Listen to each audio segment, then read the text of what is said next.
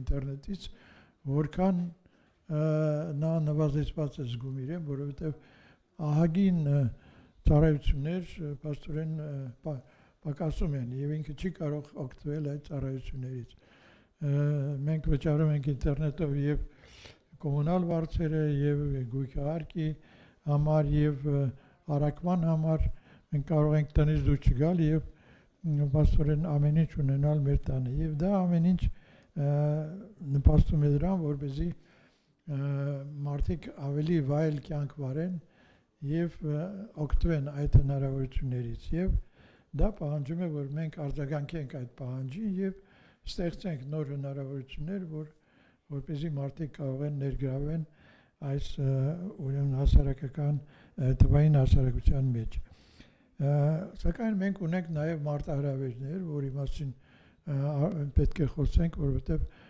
դա երևի հասանելիությունն է, թե որքանով է հասանելի ինտերնետը մարդկանց, դա միայն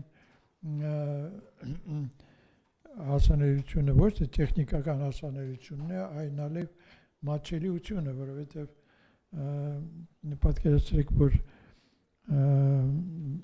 տանը ունենալ լայնաշերտ ինտերնետ, ենթադրենք ամսական 8000 դրամով, դա որոշ մարդկանց համար դա մեծ բեռ է եւ նրանք կարողանան դա ունենան այդ գումարը, դրա համար մենք պետք է մտածենք ինչպես դարձնենք ինտերնետը մատչելի եւ որոշ երկրներում ինտերնետը արդեն սկսել է համարվել որտեղ մարդու իրավունքներից մեկը, այսինքն ոնց որ թե կառավարությունը պարտավոր է ապահովել մարդկանց ինտերնետի հասանելիությունը։ Մենք մեր կողմից շատ ծրագրեր ենք մշակում ինչպես դա անել եւ մենք փորձում ենք ստեղծել համայնքային կենտրոններ, համայնքային գրադարանների հիման վրա, հագեցնելով իրենց համակարգիչներով եւ տրամադրելով լավաշերտ ինտերնետ, որտեղ մարդիկ կարող են ազատ գան եւ առանց որևէ ծախսերի օգտվեն ինտերնետից, առավել եւս որ գրադարանները մշակութային կենտրոններ են հանդիսանում եւ նույնն էլ վերաբերում է բջջային հեռախոսներին եւ բջջային հեռախոսներից օգտվելով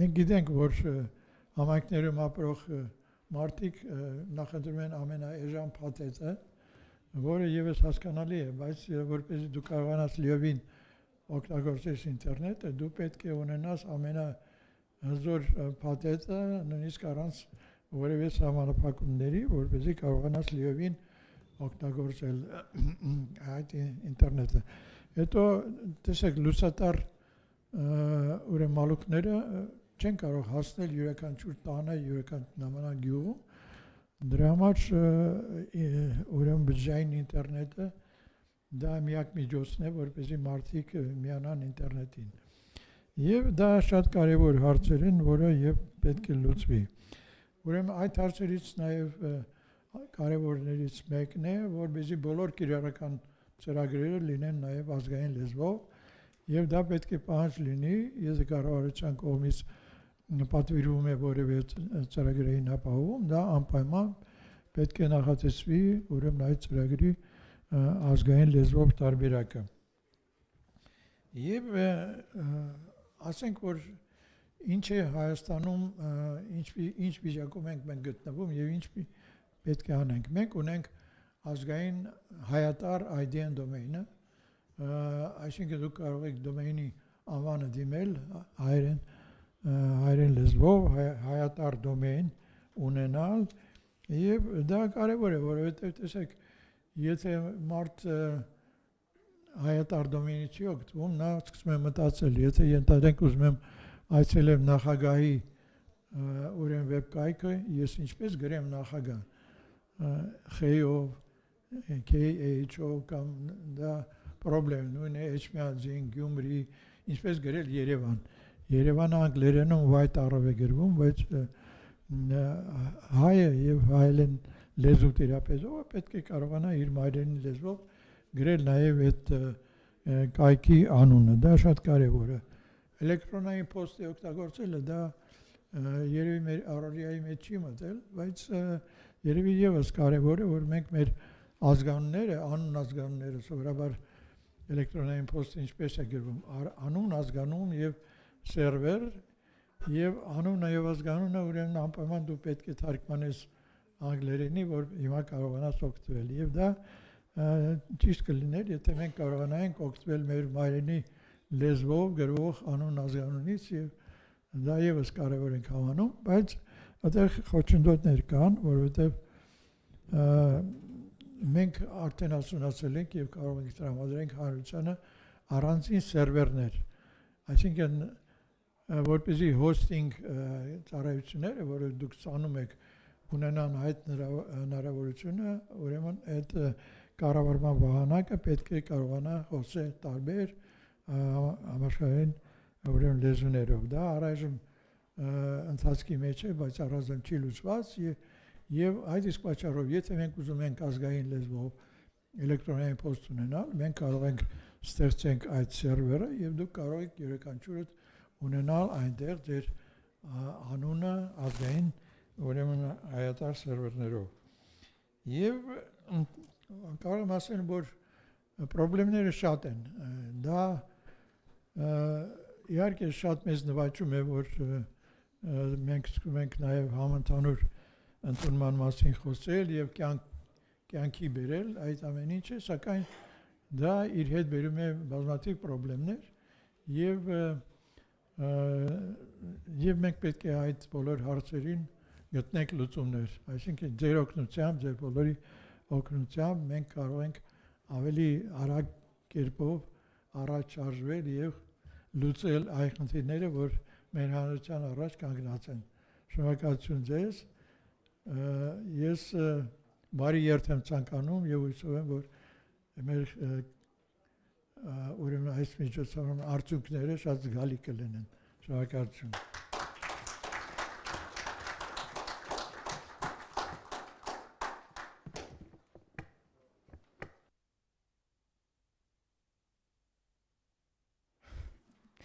Շնորհակալություն։ Շարունակենք դոմենային անունների եւ IP հասցեների գրանցման ինտերնետ կորպորացիան, որը կոչվում է ICANN, ոլորտի առաջատարներ Apple կազմակերպության, GoDaddy, Google-ի, Microsoft-ի հետ միասին ստեղծել են համընդհանուր ընդունման կառավարման խումբ UASG։ Այն օգնում է շահագրգիռ կողմերին, ինչպես համակարգերը վերափոխել եւ իրենց համակարգերը վերափոխել եւ պատրաստել համընդհանուր ընդունմանը։ Դոմենային անունների եւ էլեկտրոնային հասցեների համընդհանուր ընդունումն ապահովելու համար խումբը ուսումնական ծրագրեր եւ այլ նյութեր է մշակել, որոնք օգնում են մասնագետներին թարմացնել համակարգերը։ Ես ինչպես ասացի, մենք ունենք նաեւ առցանց բանախոսներ եւ հյուրեր եւ այժմ ես ուզում եմ խոսքը տալ մեր այդ UASG խմբի նախագահ Անիլ Կումար Ջայնին, որը ելույթ կունենա on-line.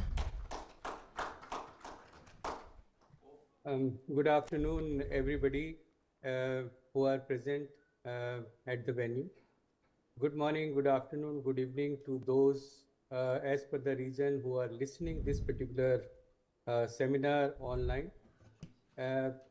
Let me start with wishing a very happy Universal Acceptance Day to all of you. And I'm really proud that globally Universal Acceptance Day is being celebrated today with fervor, and this particular event is helping us to move forward in realizing the universal acceptance objective which ICANN and USG has put in front of it. And on this occasion, I would like to thank Armenia, US, Afralo, Mexico, Uganda, Moldova, Thailand, and Canada, who joined together in celebrating this as a regional event in Armenia. I am thankful to the opening ceremony party, which is represented by Member of Parliament Alexei. I saw Igor, we have just listened to him. We have ICANN board member Martin Waterman, who is also chair of BIUWG and leading in realizing the dream of universal acceptance. I'm very happy that UNESCO has joined us in celebration of UA Day and making the UA a reality. So Jaku is there with us, and Neil Bullian is there from the Office of High Commissioner of Diaspora Affairs. Let me start with defining the universal acceptance problem. See, today in the internet, which is now being used by more than 5.5 billion people across the world, 60% of the world population do not speak English. They do not converse in English. So if they are not conversing in English and they are using internet, it means that they are either using internet partially or they are not using internet at all. Why it is happening? Because internet is not supporting them in their regional and local language.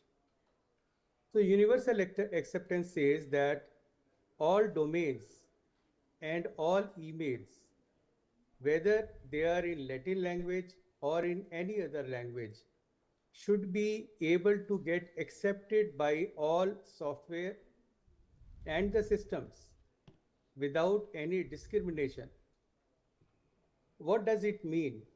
Is that suppose I request a browser in a particular language which is non-English, say Russian, system should be able to accept that request. System should be able to process that request. And after processing, system should be able to store that output in a proper format, transport it from the sender to the receiver, and finally, the receiver should be able to see on the display the intent and the output which sender intend to send it to the receiver.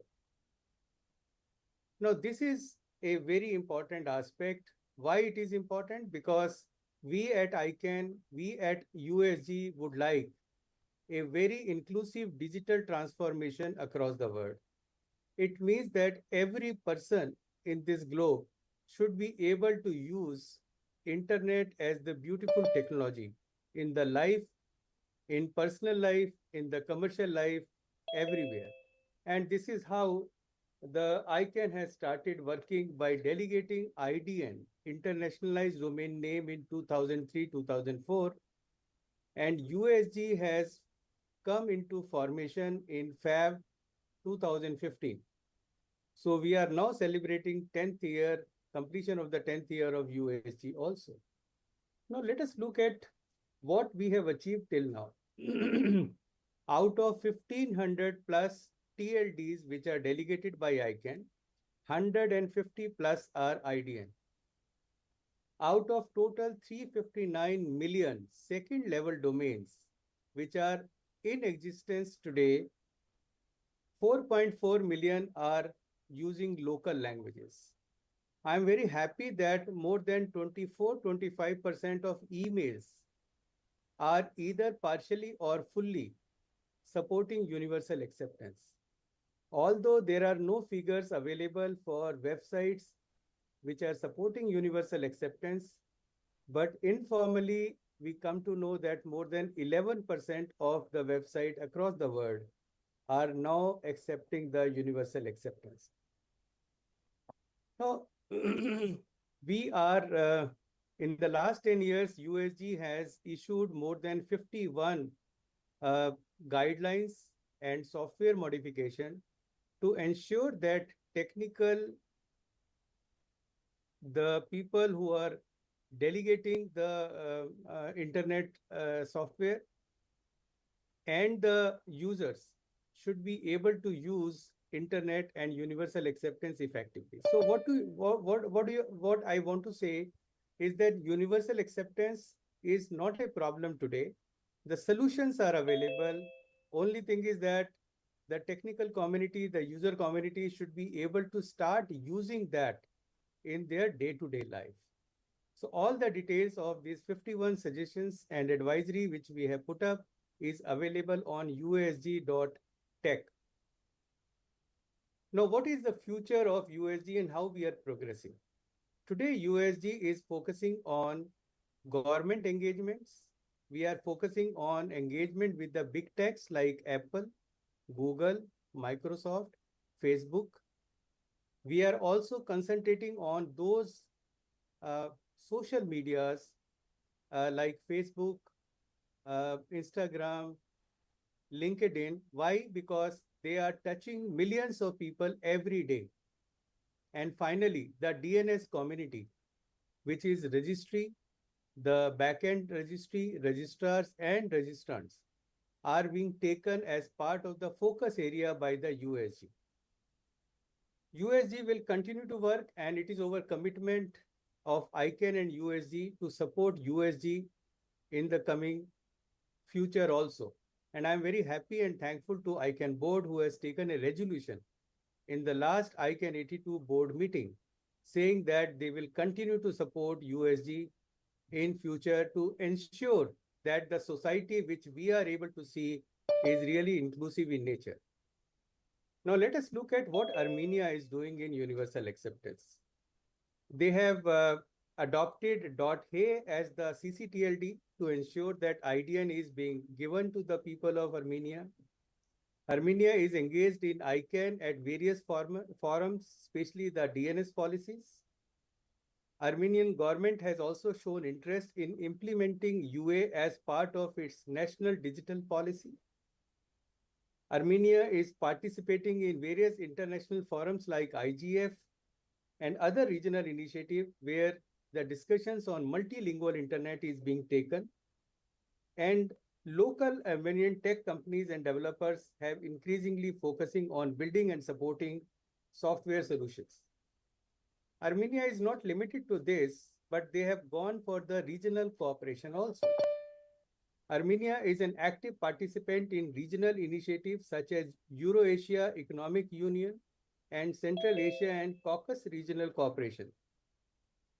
Armenia is cooperating with Georgia because they share the cultural and linguistic ties with them, and they are focused in promoting local languages-based domains and supporting the integration of regional languages into the digital ecosystem. They are also engaged with Iran, and there has been mutual efforts to encourage the adoption of domain names in Armenia and Persian. Armenia collaboration with neighboring country also extend to supporting the development and proliferation of digital contents in local languages. So my congratulations on behalf of USG and ICANN to entire population and the people who are involved in promoting universal acceptance to the next level. As far as the UA Day is concerned, we have received applications from 110 proposals from 62 countries. And USG with ICANN, along with UNESCO, has shortlisted 58 such proposals. 19 are from Africa, 18 from APEC, 16 from Latin America, 3 from Europe, and 2 from North America. This shows that there is an enthusiasm across the world and the globe to accept that universal acceptance is a product, is a solution which is required to be given to each and every citizen of this globe. And we are very happy that it is moving in a very right direction. Not taking much time from all of you, we have 3 major panel discussions which are going to happen after the inaugural session. And I wish all the best to all who are participating here, either in person or remotely through online. And I am very open. I am open for any question which can arise out of my discussions. I stop here. Thank you very much and congratulations. And I wish a happy Universal Day 2025 again to each one of you. Thank you. Thank you very much, Anil. Շնորհակալություն։ Անցնենք առաջ, քանի որ մեր ժամանակը մի քիչ էլ սուղ է։ Մեզ համար նաև շատ մեծ պատիվ է, ինչպես արդեն նշվեց, հյուրընկալել IP հասցեների գրանցման ինտերնետ կորպորացիայի ICANN-ի խորհրդի անդամ Մարտեն Բոտերմանին։ Ուզում եմ նշել, որ նա նաև համաշխարհային ապագա ինտերնետի փորձագետ է եւ բազմաթիվ խոշոր կորպորացիաների եւ կառավարությունների անկախ ռազմավարական խորհրդական։ Անպայման ուզում եմ նշել իր խոսքերը, որոնք կարդացի իր կայքում, ինչպես նա ասում է, չնայած մենք չենք կարող կանխատեսել ապագան, բայց այն զարգանում է այն բանի հիման վրա, ինչ մենք անում ենք այսօր։ Ուստի եկեք անենք առավելագույնը, ինչ կարող ենք բաց աչքերով, բաց սրտով, բաց մտքով եւ գիտակցելով այն փաստը, որ մենք բոլորս կիսում ենք նույն երկիր մոլորակը։ Շատ ակտուալ եւ հենց այս պահին վերաբերվող խոսքեր են։ Ուստի այժմ ուզում եմ խոսքը փոխանցել պարոն Բոտերմանին։ Խնդրեմ։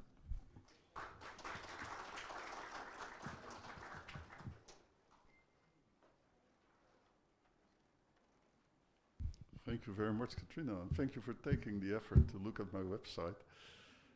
Indeed, this is the future coming, and what we do today is not about today, but about tomorrow, right?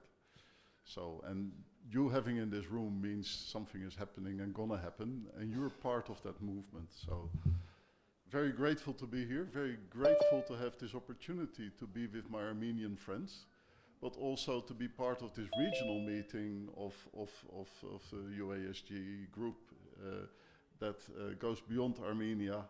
I've seen some of the people from Serbia, from Russia, and others. Together, moving is much easier than alone, and you learn from each other. So, thanks for all the wise words. Anil said part of what I wanted to say, and with all respect, Igor did so too. So that saves a little bit of time. But I would like to not only talk about UA and IDNs, but also a little bit about ICANN's plans for new TLDs on the internet, because this is part of the opportunity. As Anil said, there's 8 billion people in the world, and 5.5 of them use the internet. Of course, we look forward to also facilitating the rest. Recognizing that if you see there's a digital divide, the less people are on the short side of the digital divide, the deeper the divide gets. That's both true within a country, and it's true within a world. And languages are an important part of that. Recognizing there's more than 6,500 languages spoken in the world. And the internet started with one. It's expanded and it continues to expand, but we're slowly on our way. Only in Europe there's already 280 languages, and Europe is the smallest region because in Asia there are 2,300 and in Africa 1,800. There's much to do, and I think the focus that together with UNESCO we are achieving, it's not about the domain name. It's important, but it's only one element. It's about becoming multilingual also on the internet and being able to communicate, to benefit from all the internet has to offer, even if you don't speak English or don't use Latin characters. So, the expansion of the domain name market is next to .am and the IDN version of .am. Of course, there's also all this other country TLDs and the generic TLDs. There's now more than 1,200 of them, and we do believe that even if there may not be a big need to have more choice, there's also an opportunity for different business models, and that it should be open to other applications on the internet. The internet also evolves. It started with 10 domain names 20 years ago, and right now it's more than 1,200. The business models are changing as well. We won't all become as big as .com. Nevertheless, there's value in other models too. And this is a great recognition. ICANN's role in this is to ensure the continuing security stability of the unique identifier system, so that you get where you need to be if you get on the internet. And we limit our focus on that and don't go into content, because if we don't limit our mission to making sure this unique addressing system works, who will? So getting the internet right is our core mission. And that part of the internet has worked for decades now without any stop. And our intent is to continue doing that. What happens on the internet is more and more the area of discussion. In other platforms like Armenian Internet Governance Day, the Internet Governance Forum is coming up in Norway, where the context of the internet is discussed, and that's important too. But our role is to help make sure that you get where you need to be on the internet.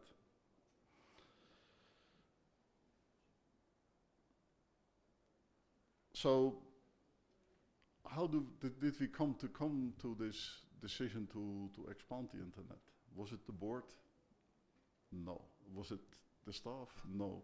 It was the community who comes up to this. And the core of our system is that the internet is actually managed by the multi-stakeholder community. It means the government is in the room as advisors, the experts are in the room, like the security stability experts, the root server experts, as advisors. The users are in the room as advisors, and policies are made by the CCs, the country top-level domain, and by the GNSO, the generic TODs.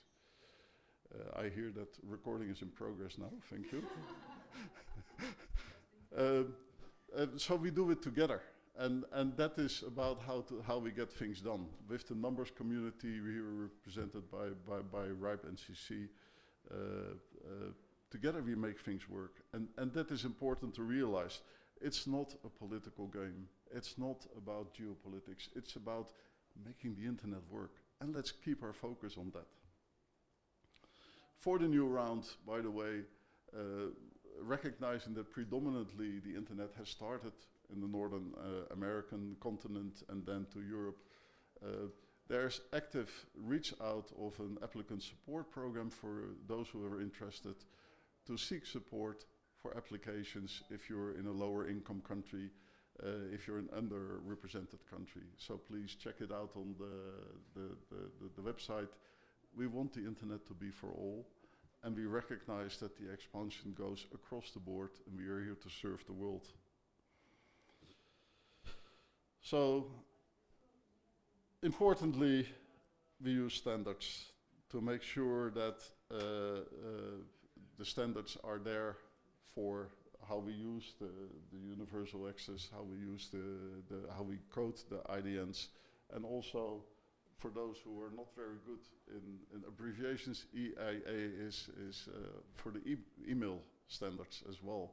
That these are also email address internationalization. It's not just the internet, it's also the use of email.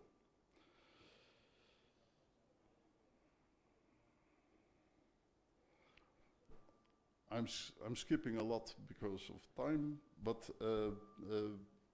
at the basis of the IDNs and of the internationalized domain names is there's generation panels that establish together, like, if we want to go online with a language, how do we do that? And already over the past 8 years, many of those generation tables have been made and continues to be more that may need to be made over time.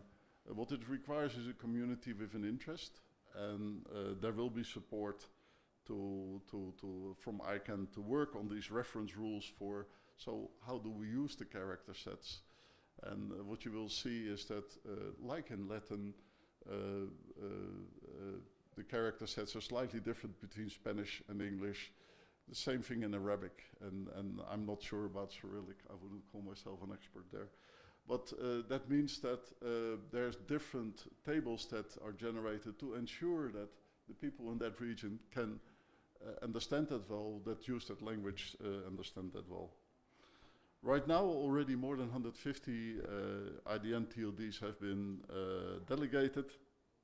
And these cover 37 languages and 23 different scripts. 91 of those are generic TLDs and 61 are CC TLDs, the country TLDs that have a special process. India alone has 15 IDN CC TLDs, and hence Anil's interest is very understandable, so is his commitment. Thank you for that. Universal acceptance in itself, so that goes beyond IDNs, that is also about new TLD names that are not yet been used before and that are longer than the traditional 2 or 3 character domains. It's a gateway to a more inclusive and a more multilingual internet. So achieving universal acceptance, and there's a test to measure whether you're up to date with that on the UASG website, is actually helping to make this happen and to help to make sure that people can choose an email address that best aligns with their interests, their culture, their business, their language, their script. There's important economic and social benefits to do this. When the internet started, it was a lot about exchange between researchers of data. Nowadays, it's what we use in everyday life. And that means that whether you can email with me may be interesting, but it may be more interesting even how you can communicate with those in your city, in your region, to set up a business together, to even if you prepare to address the global market, you may find that local scripts help locally very much as well. And in the Armenian case, we talked about the diaspora. There's Armenians all over the world. So maybe they like it if they can use their own language. They can keep closer to that culture that they've been part of and that they continue to be part of, even when far away. So universal acceptance helps to support the diverse and multilingual internet. It enables greater competition, innovation, opportunities, consumer choice, and it creates business opportunities. A study in 2017 found that universal acceptance of valid domain names is a $9.8 billion opportunity. 2016-17, a lot changed since, so a new study has been commissioned that will come with results later this summer. But it's about real money as well, worldwide. How many of that in Ukraine, I don't know, or in Armenia, or in Russia, or in the Netherlands, but it's about real money. It's about identity and the opportunities that come with that. So the ICANN community is very much committed to it. 20 years ago and 10 years ago when UASG started, it wasn't really in the community yet, but now we see that the at-large advisory committee has a specific working group on it. Same for the CCNSO, the country, the GNSO, and also the GAC, the Government Advisory Council, has a specific committee to talk about this.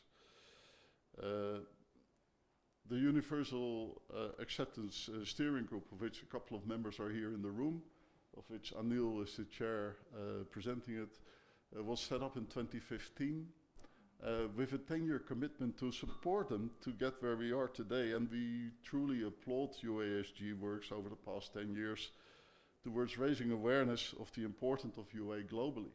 Right now, in many countries, people know what we talk about if we come with this and talk about this. ICANN and the community provide free resources to organizations to help them to become UA ready. And we continue to measure and facilitate the progress of UA adoption.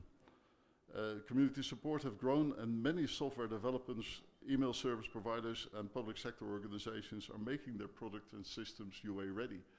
If you talk with the big platforms, it's often on the basis of there's something wrong here, and they do make their teams work on the coding in direct interaction with the ICANN technical team.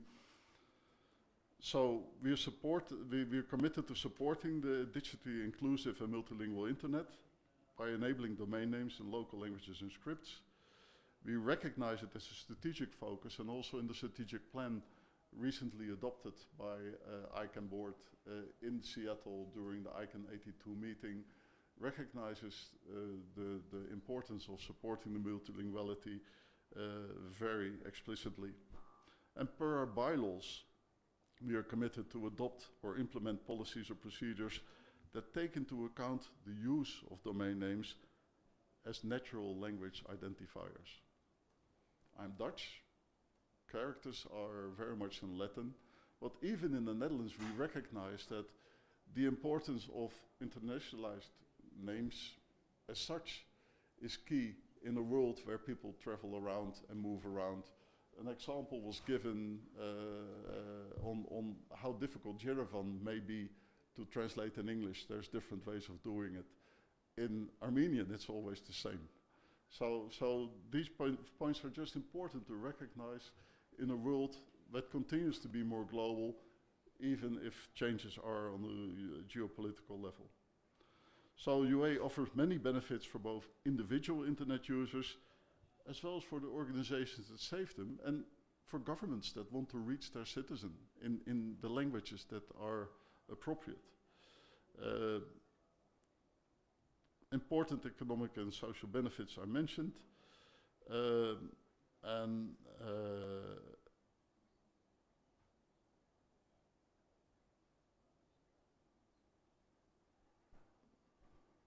With that, I think the most important thing that is left to do is, well, first to thank UNESCO for also really and truly engaging deeply with us, because it's not only about the domain names, it's really about languages and inclusion.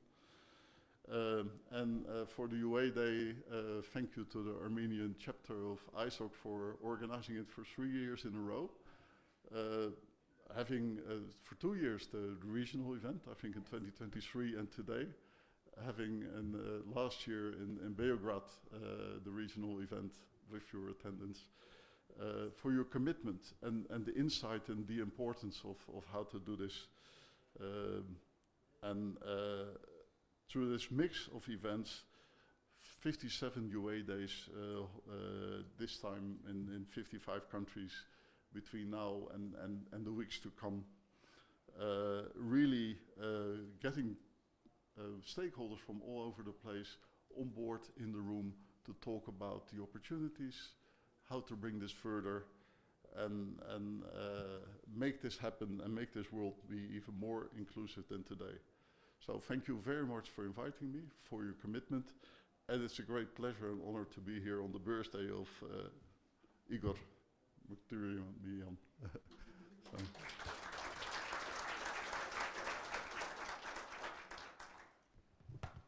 Շնորհակալություն։ Ինչպես նշեց նաև ՅՈՒՆԵՍԿՕ-ի կողմից շատ մեծ գործ է կատարվում այս համընդհանուր գործում, եւ այժմ ես սիրով խոսքը ուզում եմ տրամադրել պարոն Ջակո Դյուտուային, ՅՈՒՆԵՍԿՕ-ում տեղեկատվության համընդհանուր հասանելիության եւ թվային ներառման բաժնի ղեկավար։ Նա մեզ կմիանա առցանց։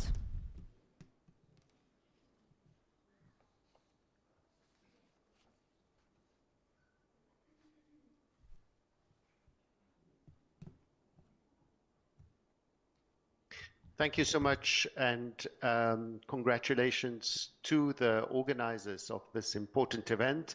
And permit me to provide you with a very brief overview of UNESCO's interest as it relates to the International Day, to the Universal Acceptance Day. While we've talked a lot about the importance of domain names and email addresses, UNESCO see this work on universal acceptance within the wider digital ecosystem, where there's needs for input devices, there's needs for content, there's need for internet per se. There's need to involve a number of partner institutions, and we can use language technologies in a very significant way. So within this scope, I would like to mention to you that we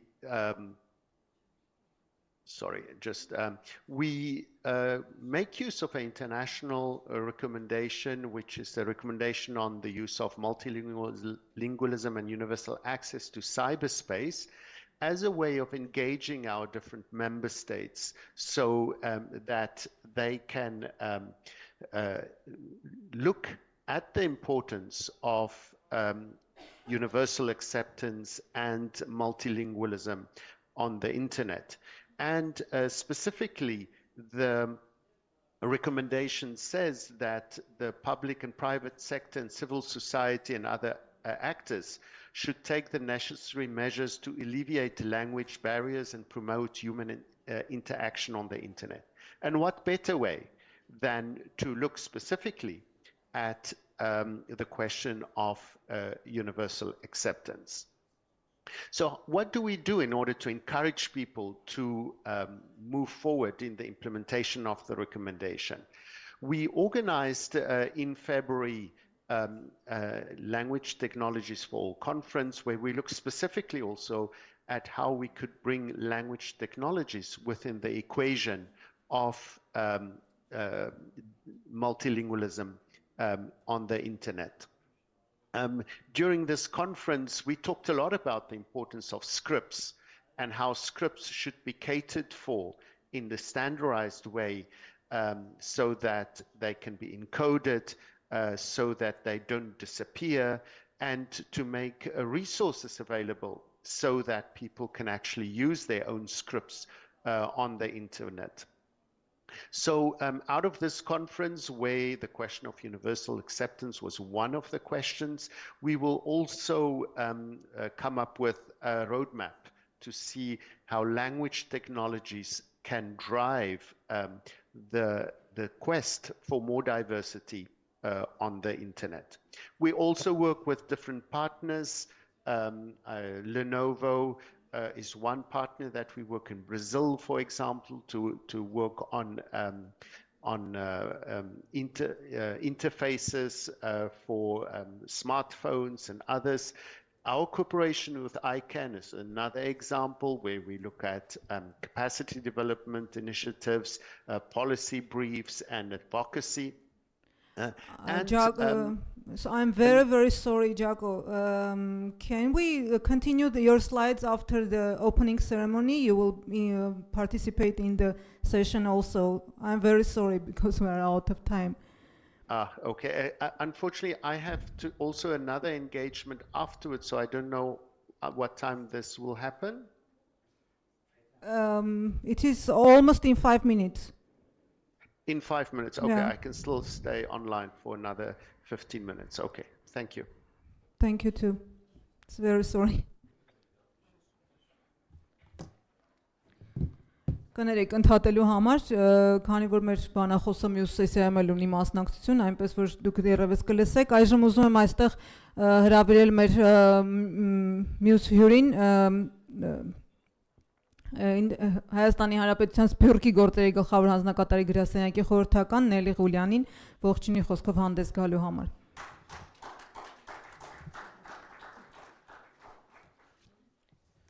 Բարև ձեզ, հարգելի պարոն Մկրտումյան, գործընկերներ, հյուրեր, ուրախ եմ այսօր գտնվել այստեղ համընդհանուր ընդունման համաժողովին Սփյուռքի գործերի գլխավոր հանձնակատարի գրասենյակի անունից, խոստանում եմ լինել հակիրճ։ Նախ ցանկանում եմ անկեղծորեն նշել, որ երբ առաջին անգամ կարդացի համընդհանուր ընդունման համաժողով վերնագիրը, ինձ թվաց, թե խոսքը գնալու է ՏՏ ոլորտի մասին, միայն ՏՏ ոլորտի մասին, սակայն պահանջվեց ընդամենը մի փոքր ուսումնասիրել թեման եւ անմիջապես բաց դարձավ, որ սա շատ ավելի լայն եւ ռազմավարական կարեւորության նշանակության թեմա է, որը առնչվում է մեզանից յուրաքանչյուրին։ Որպես Սփյուռքի գործերի գրասենյակի ներկայացուցիչ ցանկանում եմ ընդգծել, որ այս նախաձեռնությունը հատկապես կարևոր է նաև Սփյուռքի համար, քանի որ այն նպաստում է հայոց լեզվի տարածմանը, հայոց լեզվի, նաև հայ մշակույթի պահպանմանը հենց թվային տիրույթում։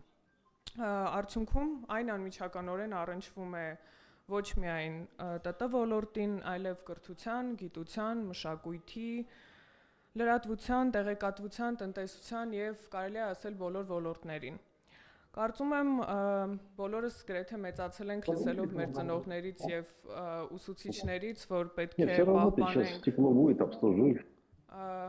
է պահպանենք հայոց լեզուն, պետք է պահպանենք հայոց լեզուն եւ հատկապես այս խնդրի շուրջ միշտ համախմբված ենք եղել եւ պայքարել ենք հենց Սփյուռքում գաղթօջախներում ապրելիս։ Սակայն այսօր, երբ բոլոր համաշխարհային մարտահրավերներն անգամ տեղի են ունենում թվային տիրույթում, յուրաքանչյուր լեզվի եւ մշակույթի պահպանման ապագան կախված է նրանից, թե որքանով է այն կիրառելի եւ տարածված հենց համացանցում։ Ուստի սա կարծում եմ նաեւ ազգային ինքնության պահպանման կարևորագույն գործիք է։ Հայալեզու թվային միջավայրի շարունակական զարգացման միջոցով մենք ոչ միայն մեծացնում ենք հայալեզու տեղեկատվության հասանելիությունը, այլև ամրապնդում մեր թվային ինքնիշխանությունը։ Ազգային դոմենային հասցեների եւ դրանցով գործարկվող էլեկտրոնային փոստերի միջազգայնացումը հիմնակարային նշանակություն ունեն վերոնշյալ նպատակների իրագործման հարցում։ Եվս մեկ անգամ շնորհակալ եմ այս նախաձեռնության եւ այսօր այստեղ ներկա գտնվելու համար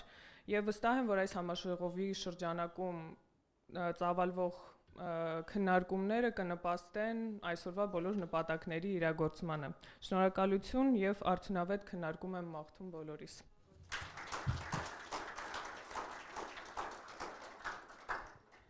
Անչափ շնորհակալություն։ Քանի որ մեր ժամանակը շատ սուղ է, այժմ ուզում ենք անցնել մեր քննարկումներին եւ առաջին թեման է համաշխարհային ռազմավարությունը Ասիա-Խաղաղօվկիանոսյան տարածաշրջանում։ Կքննարկվեն Ասիա-Խաղաղօվկիանոսյան տարածաշրջանում համընդհանուր ընդունման եւ միջազգայնացված տիրույթի անունների առաջխաղացման ռազմավարական մոտեցումները։ Մեր փորձագետների մի մասը կմիանան առցանց, երկուսը գտնվում են տեղում եւ կներկայացնեն հիմնական տարածաշրջանային փորձը, հաջողված նախաձեռնությունները, համընդհանուր ընդունման հետ կապված մարտահրավերները։ Այժմ ես այստեղ եմ ուզում հրավիրել համակարգողին, պարոն Միխայել Անիսիմովին, ICANN-ի Արևելյան Եվրոպայի եւ Կենտրոնական Ասիայի գլոբալ շահառու կողմերի ներգրավվածության ղեկավարին։ Նա կներկայացնի իր սեսիայի մասնակիցներին, ինչպես on-line, այնպես էլ առկա։ Խնդրեմ։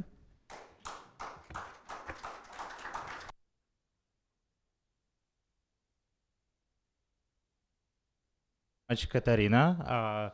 Well, I do not speak Armenian, unfortunately, so I will be switching between English and Russian during my session.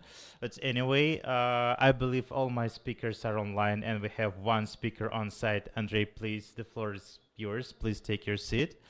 Today's session will be devoted mostly to the strategies. We've been talking about what universal acceptance is, what is behind it, and there's so many dimensions in that. Technical dimensions, people dimension, cultural, organizational, so many things which would need the contribution. And today we have in our session both international organizations whose parts of responsibilities and strategy contributing to development and deployment of the universal acceptance. And we have the biggest registries who has a perfect example of implementations who would share their experience. And since we already started our session, Jaco, sorry for the confusion. You were supposed to have actually two slots, one very brief at the opening and another one in my session. Since you're online, you're very welcome to deliver your slides and to say a bit more how the UNESCO contributing to the multilingual and inclusive internet. Please, could you start all over again with that? Yeah, thanks. For giving me the floor again. It's still a pleasure to be with you and to talk about the importance of multilingualism in our digital environment. As I was saying just in the opening part, UNESCO has a number of engagements to promote multilingualism in cyberspace. One is actually the 2003 recommendation on the promotion of multilingualism in the digital ecosystem, and by requesting also member states to report on initiatives such as the acknowledgement of universal acceptance, we can not only gather good practices in how they go about, but we can also advocate for the inclusion of concepts such as universal acceptance within developmental plans and new technology engagements. So this recommendation is a very good tool in order to drive initiatives such as universal acceptance. In the previous session, I mentioned also how grateful we are also to work with ICANN in promoting also the concept of universal acceptance within this bigger digital ecosystem. We also work with other private partners, such as I already mentioned Lenovo, or another example that I wanted to mention is our work with Masterworld, where they work on the preservation of Mayan languages through the creation of digital tools, scripts, glossaries, and dictionaries.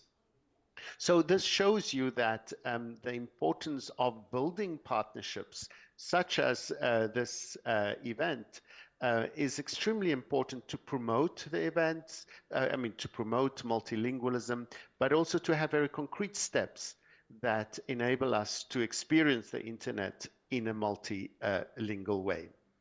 Another framework or strategy that I would like to highlight is UNESCO's work as it relates to the International Decade of Indigenous Languages. The General Assembly declared the period 2022 to 2032 the International Decade of Indigenous Languages.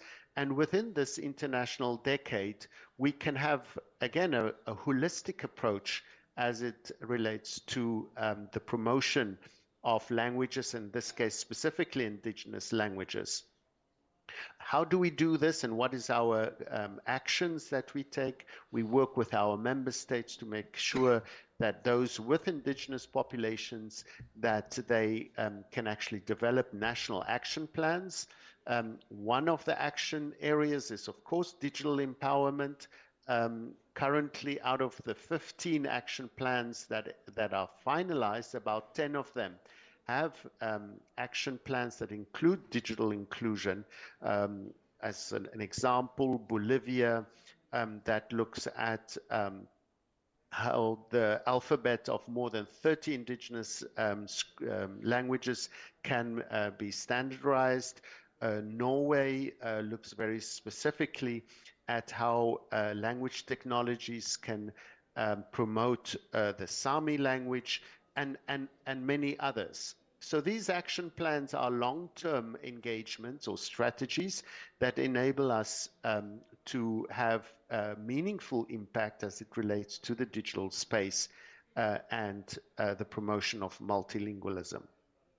We also work with the governance mechanism of this international decade. There's a global task force that is established, and one of its ad hoc groups actually looks specifically at digital equality and domains. There, the question of scripts, standardization of scripts is very important, and currently there's a global survey ongoing in order to see what are the initiatives that are ongoing.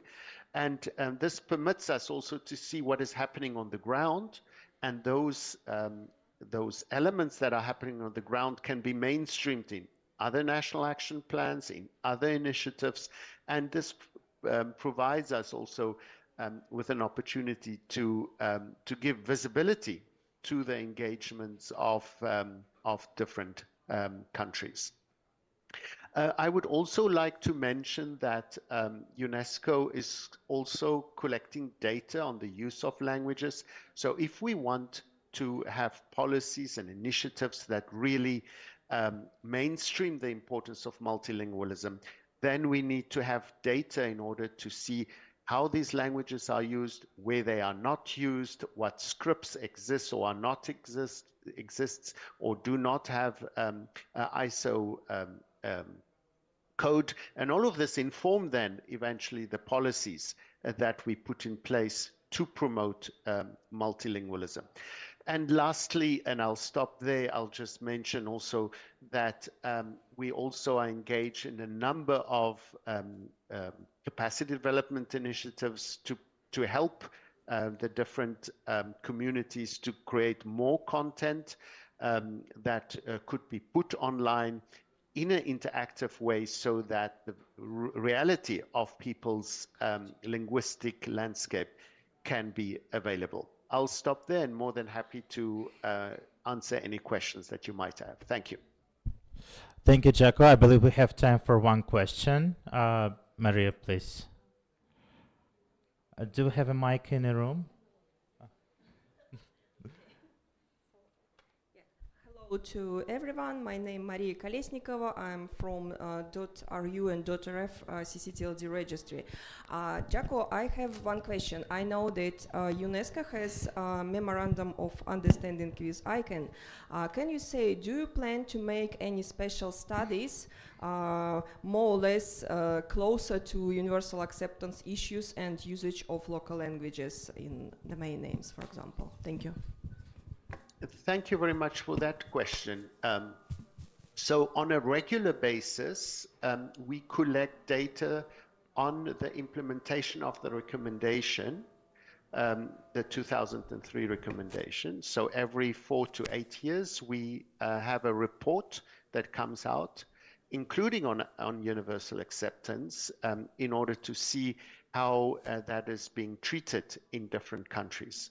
So that statutory report for the recommendation, I think, is a very good study that could provide information.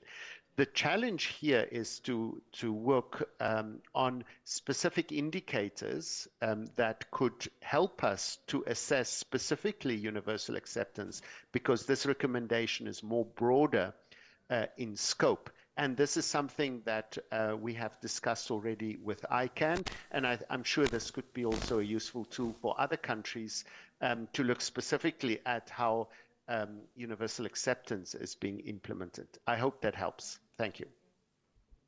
Thank you so much, Jaco. I think I would say that UNESCO has always been very helpful with the supporting ICANN with what you are doing. And actually, UNESCO is setting the framework of the inclusive internet under which all the programs, like more technical problems like universal acceptance, is actually working. So thank you for this. And I remember that last year during the global UA Day in Belgrade, we had the representative of the UNESCO on site, and hope also to see you or your colleagues on our regional or global events in the future. Thank you so much for that. Okay, moving on, and from the more global and from more general picture, we're going to more specific things. And let me introduce Eliza Akapian from the ICANN, who works in the domain and services division, which actually works with a lot of projects. ICANN has always been a flagship organization who works with the community on developing the rules and technical standards and the ways how to implement, actually not only raise the awareness, but actually to implement the universal acceptance rules. Eliza, would you be so kind to share with us the vision and strategic plan of the ICANN itself as the ICANN org to support the universal acceptance in the coming years? Thank you. Thank you, Misha. Can you just confirm you can hear me clearly? You can get a chance to. Yes, we can hear you and we can see your slides. Great, thank you. Hello, Parifdez. I'm very pleased to be with you today, albeit remotely. As my colleague Misha introduced, my name is Eliza Agopian. I'm ICANN's Vice President for Strategic Initiatives. And one of the important strategic initiatives that my team has responsibility for is our IDNs and universal acceptance programs. I'm particularly pleased to be a part of this work and to oversee this work because, like probably most of the people in the room and online, grew up in a world where Latin characters were not always the most prominent part of my linguistic experience. I very much wish I could be with you in Armenia today because, as you've probably guessed, I am Armenian. I grew up speaking Armenian at home, studying at an Armenian school. And if the non-Armenian speakers will indulge me for a moment, I want to just share a few words in Armenian. We can go to the next slide. Ուրեմն Փարեվցես, ես Էլիզա Հակոբյանն եմ, ICANN-ի ռազմավարական նախաձեռնությունների գծով փոխնախագահ։ Շնորհակալություն կուզեմ հայտնել ձեր բոլորիդ, որ թույլ տվեցիք ողջունելու իմ մայրենի լեզվով։ Շատ հպարտ եմ իմ ազգային պատկանելությամբ եւ ժառանգությամբ եւ ինձ համար մեծ բադիվ է ողջունելու ձեզ իմ մայրենի լեզվով։ Այս համընդհանուր ընդունման եւ կուզեմ շնորհակալություն հայտնել ինտերնետ հանրության Ստանյան մասնաճյուղին կարևոր իր շանգակմագերբելու համար։ Համընդհանուր ընդունումը համաշխարհային շարժում է, որի նպատակն ազգային դոմենային հաստատների եւ դրանցով գործածող էլեկտրոնային հոստերի միջազգային։ So in short, I just wanted to thank the Internet Society Armenia for inviting me to join you at this important event. Universal acceptance, of course, is an important global movement.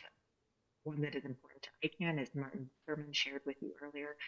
And it's really important so that we can all navigate the internet in the languages and the scripts that we're most comfortable using. So I want to share with you today a little bit about what ICANN, the organization, is doing to ensure that these objectives are met. And one small example, which was on my screen, but I think it just disappeared, is the use of IDN email addresses. ICANN, some of us are using internationalized email addresses as a test case.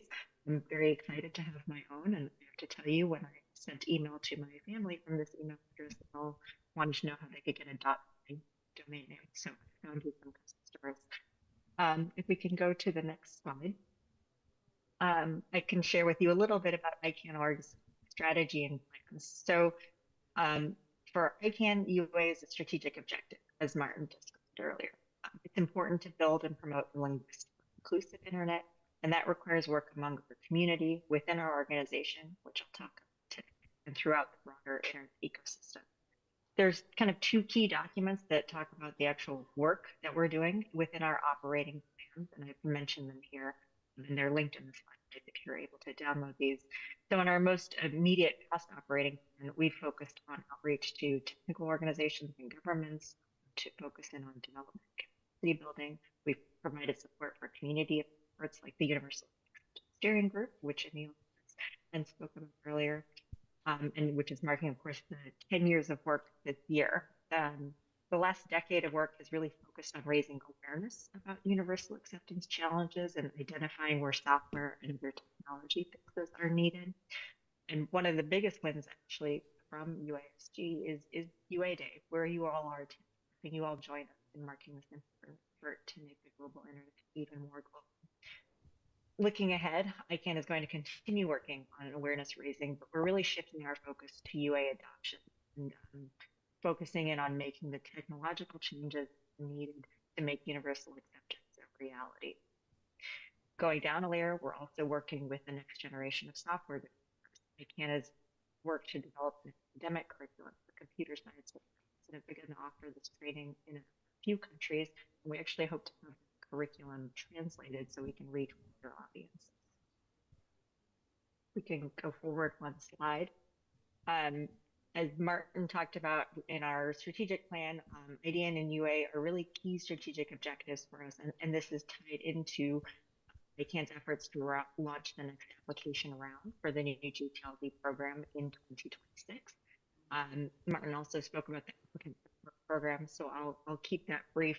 I think what's important to note here is part of ICANN's motivation in opening up for new applications for new GTLDs is a recognition that there are lots of different business cases for operating TLDs and certainly operating them in the languages and scripts of your choice.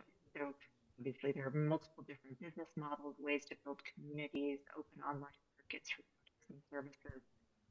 And there's lots of information on the website about that. And I know Misha would be happy to speak to any of you when we reach the break. If we can go forward one slide. These, I think you are having trouble hearing me. Can you hear me any better now?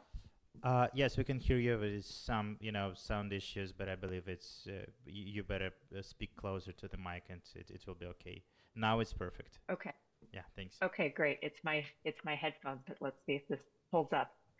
ICANN has 9 key objectives in our internal strategy and plans for developing ID and UA over the next couple of years. I'll highlight some of the key elements of these. So, for example, number 2, engage with big tech and open source organizations. We have technical colleagues who are working on submitting bug reports and code fixes, very tactical but impactful changes that are necessary, working together with software development companies and engaging with those types of organizations. Number 5, onboarding the broader DNS industry. This includes connecting with resellers and hosting providers, collaborating with CCTLDs like .am and .pi, and conducting training, technical training at forums like national and regional NOGs. We also are working with our own ICANN's contracted parties, which are the registries and ICANN accredited registries with whom we have formal relationships to talk about the importance of universal acceptance. Of course, within our own community, there's a number of different groups that are focused in on IDNs and UA. Martin mentioned a few of them within the at-large community, the CCNSO, the Governmental Advisory Committee, and so forth. And lastly, of course, we're doing a lot of work to talk about UA and IDNs at an international level.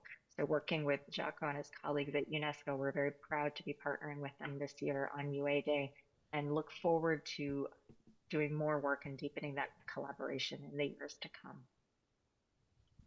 So if we can go ahead one more slide at a very practical level, the way that we guide this strategy within the organization, we have a very large cross-functional team made up of members of my team who lead this work together with colleagues in the office of the CTO, colleagues like Misha who come from our engagement teams, our account managers, to really put our plans and strategy into action. That group reports into an executive steering committee who really sets our strategy and provides guidance, and ultimately reports into a board ID and UA working group chaired by Martin, who I'm very happy is with you today in the room, to give us guidance and to set that strategy for us. So there's quite a lot that we're doing at many different levels within our teams, and I will keep it brief because I know we're behind on time.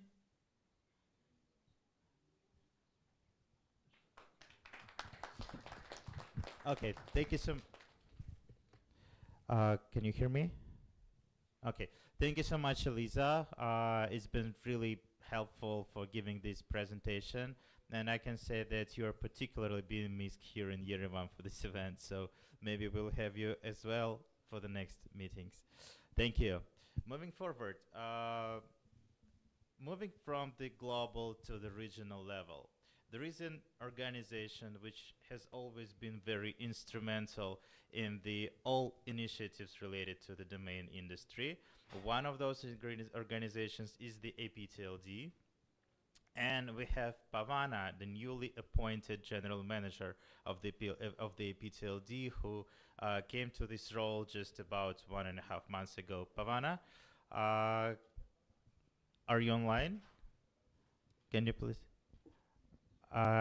We can't hear. We can see you, but we can't hear you, actually. Can you hear me now? Yeah, it's much better now. Yeah, Okay. thanks so much. Okay. So yeah, APTLD is very well known around those regional domain association for being very constructive and instrumental for the CCTLDs in practical development of tools and approaches, and for helping developing both policies and technical infrastructure for different, let's say, technical branches, including the universal acceptance. What's the APTLD approach and plan, and maybe your personal vision of how APTLD could be helpful for its members, both ordinary members and associated, which is, I would say, make your association the biggest in the world of this kind of the associations. Please, the floor is yours. Thank you, Miguel. Good morning, good afternoon, and good evening. Thank you for having me, and I'm very glad to be and happy UA Days. Actually, I have slide, but since you asked the question, I can speak without a slide, or if the slide up, I can also speak. This is up to you, okay, whenever you feel more comfortable with. Okay, can we have the slide up? I won't take long. So as you already mentioned, APTLD, we are a very member-centric focus, and many of you here today are also our member, and we are really pleased to have the member strength. And whatever important to the member is important to APTLD, and the universal acceptance is among the key priority because Asia Pacific is so diverse in terms of background, interests, and of course languages. And as Mikhail mentioned, we have like 77 members, 47 is ordinary members, and we also have associate members that extend beyond the Asia Pacific, including the regions that I'm speaking to now. And with that in mind, in the past, or what have APTLD done?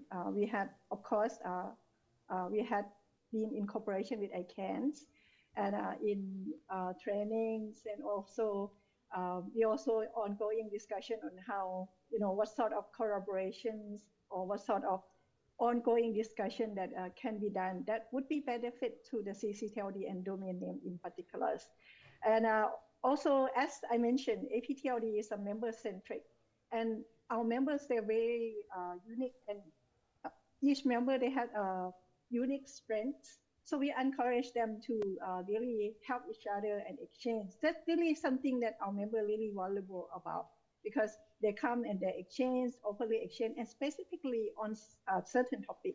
For example, back in 2020, the ASEAN member country,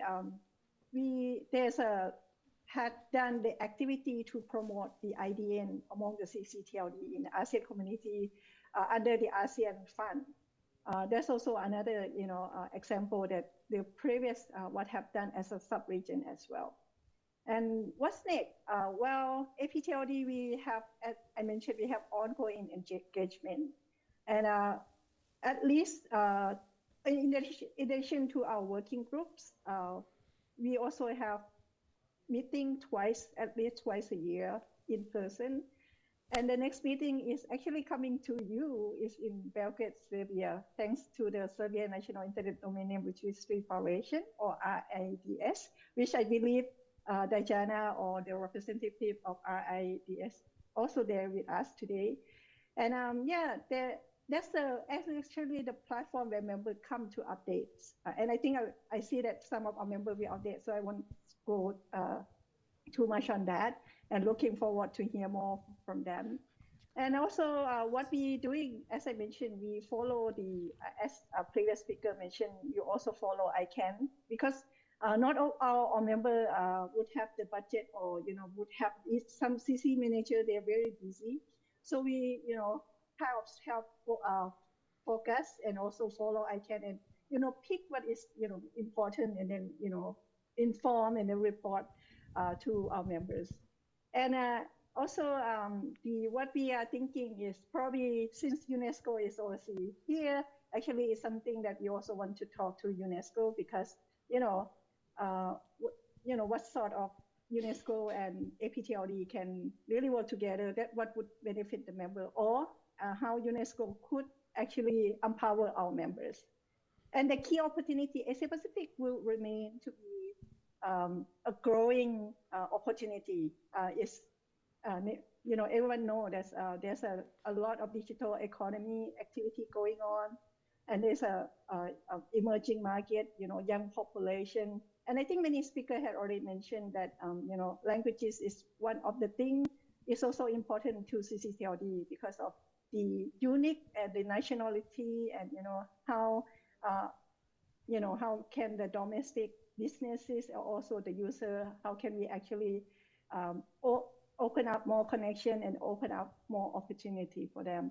And having said that, APTLD, we also, our member also focus on technical, and some of this discussion also continue to be remain about some of the challenges, in terms of email, for example, how the those challenges could be addressed, and ongoing following up on how each CCLD actually share on how they're addressing it now.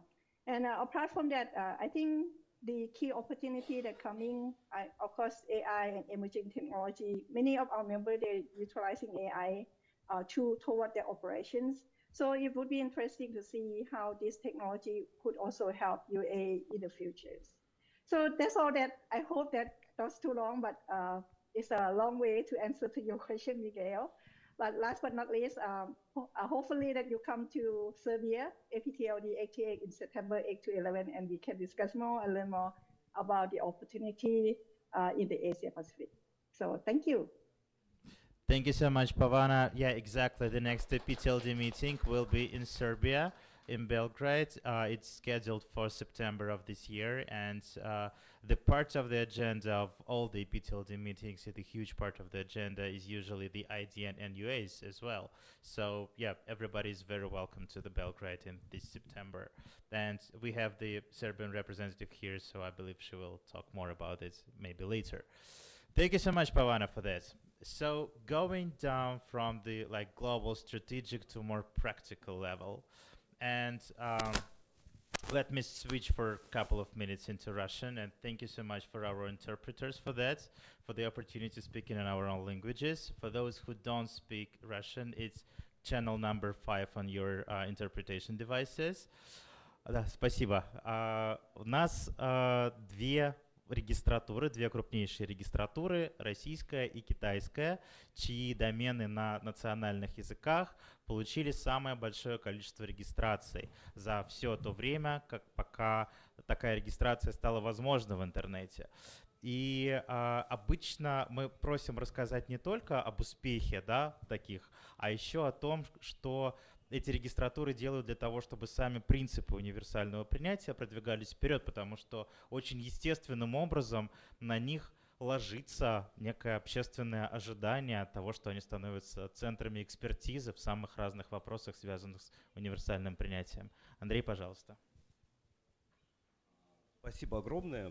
Представляю регистратуру кириллического домена .рф, и спасибо за то, что есть возможность представлять и рассказывать о кириллическом домене на родном для меня русском языке, потому что, конечно, когда мы выступаем на своем родном языке, это гораздо проще, это даже может быть полезнее для слушателей, потому что рассказать получается ярче и, скажем так, интереснее. Но тут уже, конечно, волшебство переводчиков тоже играет большую роль. Но наши переводчики молодцы, и мы это уже убедились в ходе открытия. Я хотел бы сегодня немножко поговорить о том, как наша стратегия менялась, крупнейшего кириллического домена РФ. Сегодня мы имеем 760 тысяч доменных имен кириллических второго уровня в домене РФ. И, в общем-то, это действительно неплохой показатель, хотя в 2017 году, вот до момента повышения стоимости, а повысили мы тогда стоимость почти в 2 раза для регистраторов, а регистраторы более чем в 2 раза повысили для конечных пользователей. Вот в 2017 году мы действительно всерьез обсуждали, что мы приблизимся к отметке в 1 миллион кириллических доменов РФ. Пока сейчас, конечно, мы уже об этом миллионе не мечтаем, но вообще-то отметку в 900 тысяч мы преодолевали. Был такой период, 2017 год, потом был небольшой откат. Повышение стоимости дало нам, с одной стороны, конечно, снижение количества зарегистрированных доменов, но с другой стороны, вот перегретый рынок, который был в самом начале, привел к тому, что сквотеры захватили очень многие привлекательные имена. Ага. А когда эти имена все-таки поддерживать стало дороже, то те самые сквотеры много привлекательных имен освободили, и они стали доступны для наших пользователей.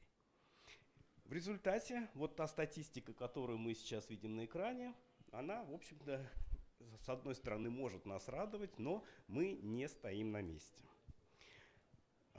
Что было сначала для нас самым сложным? На самом деле борьба с техническим сообществом.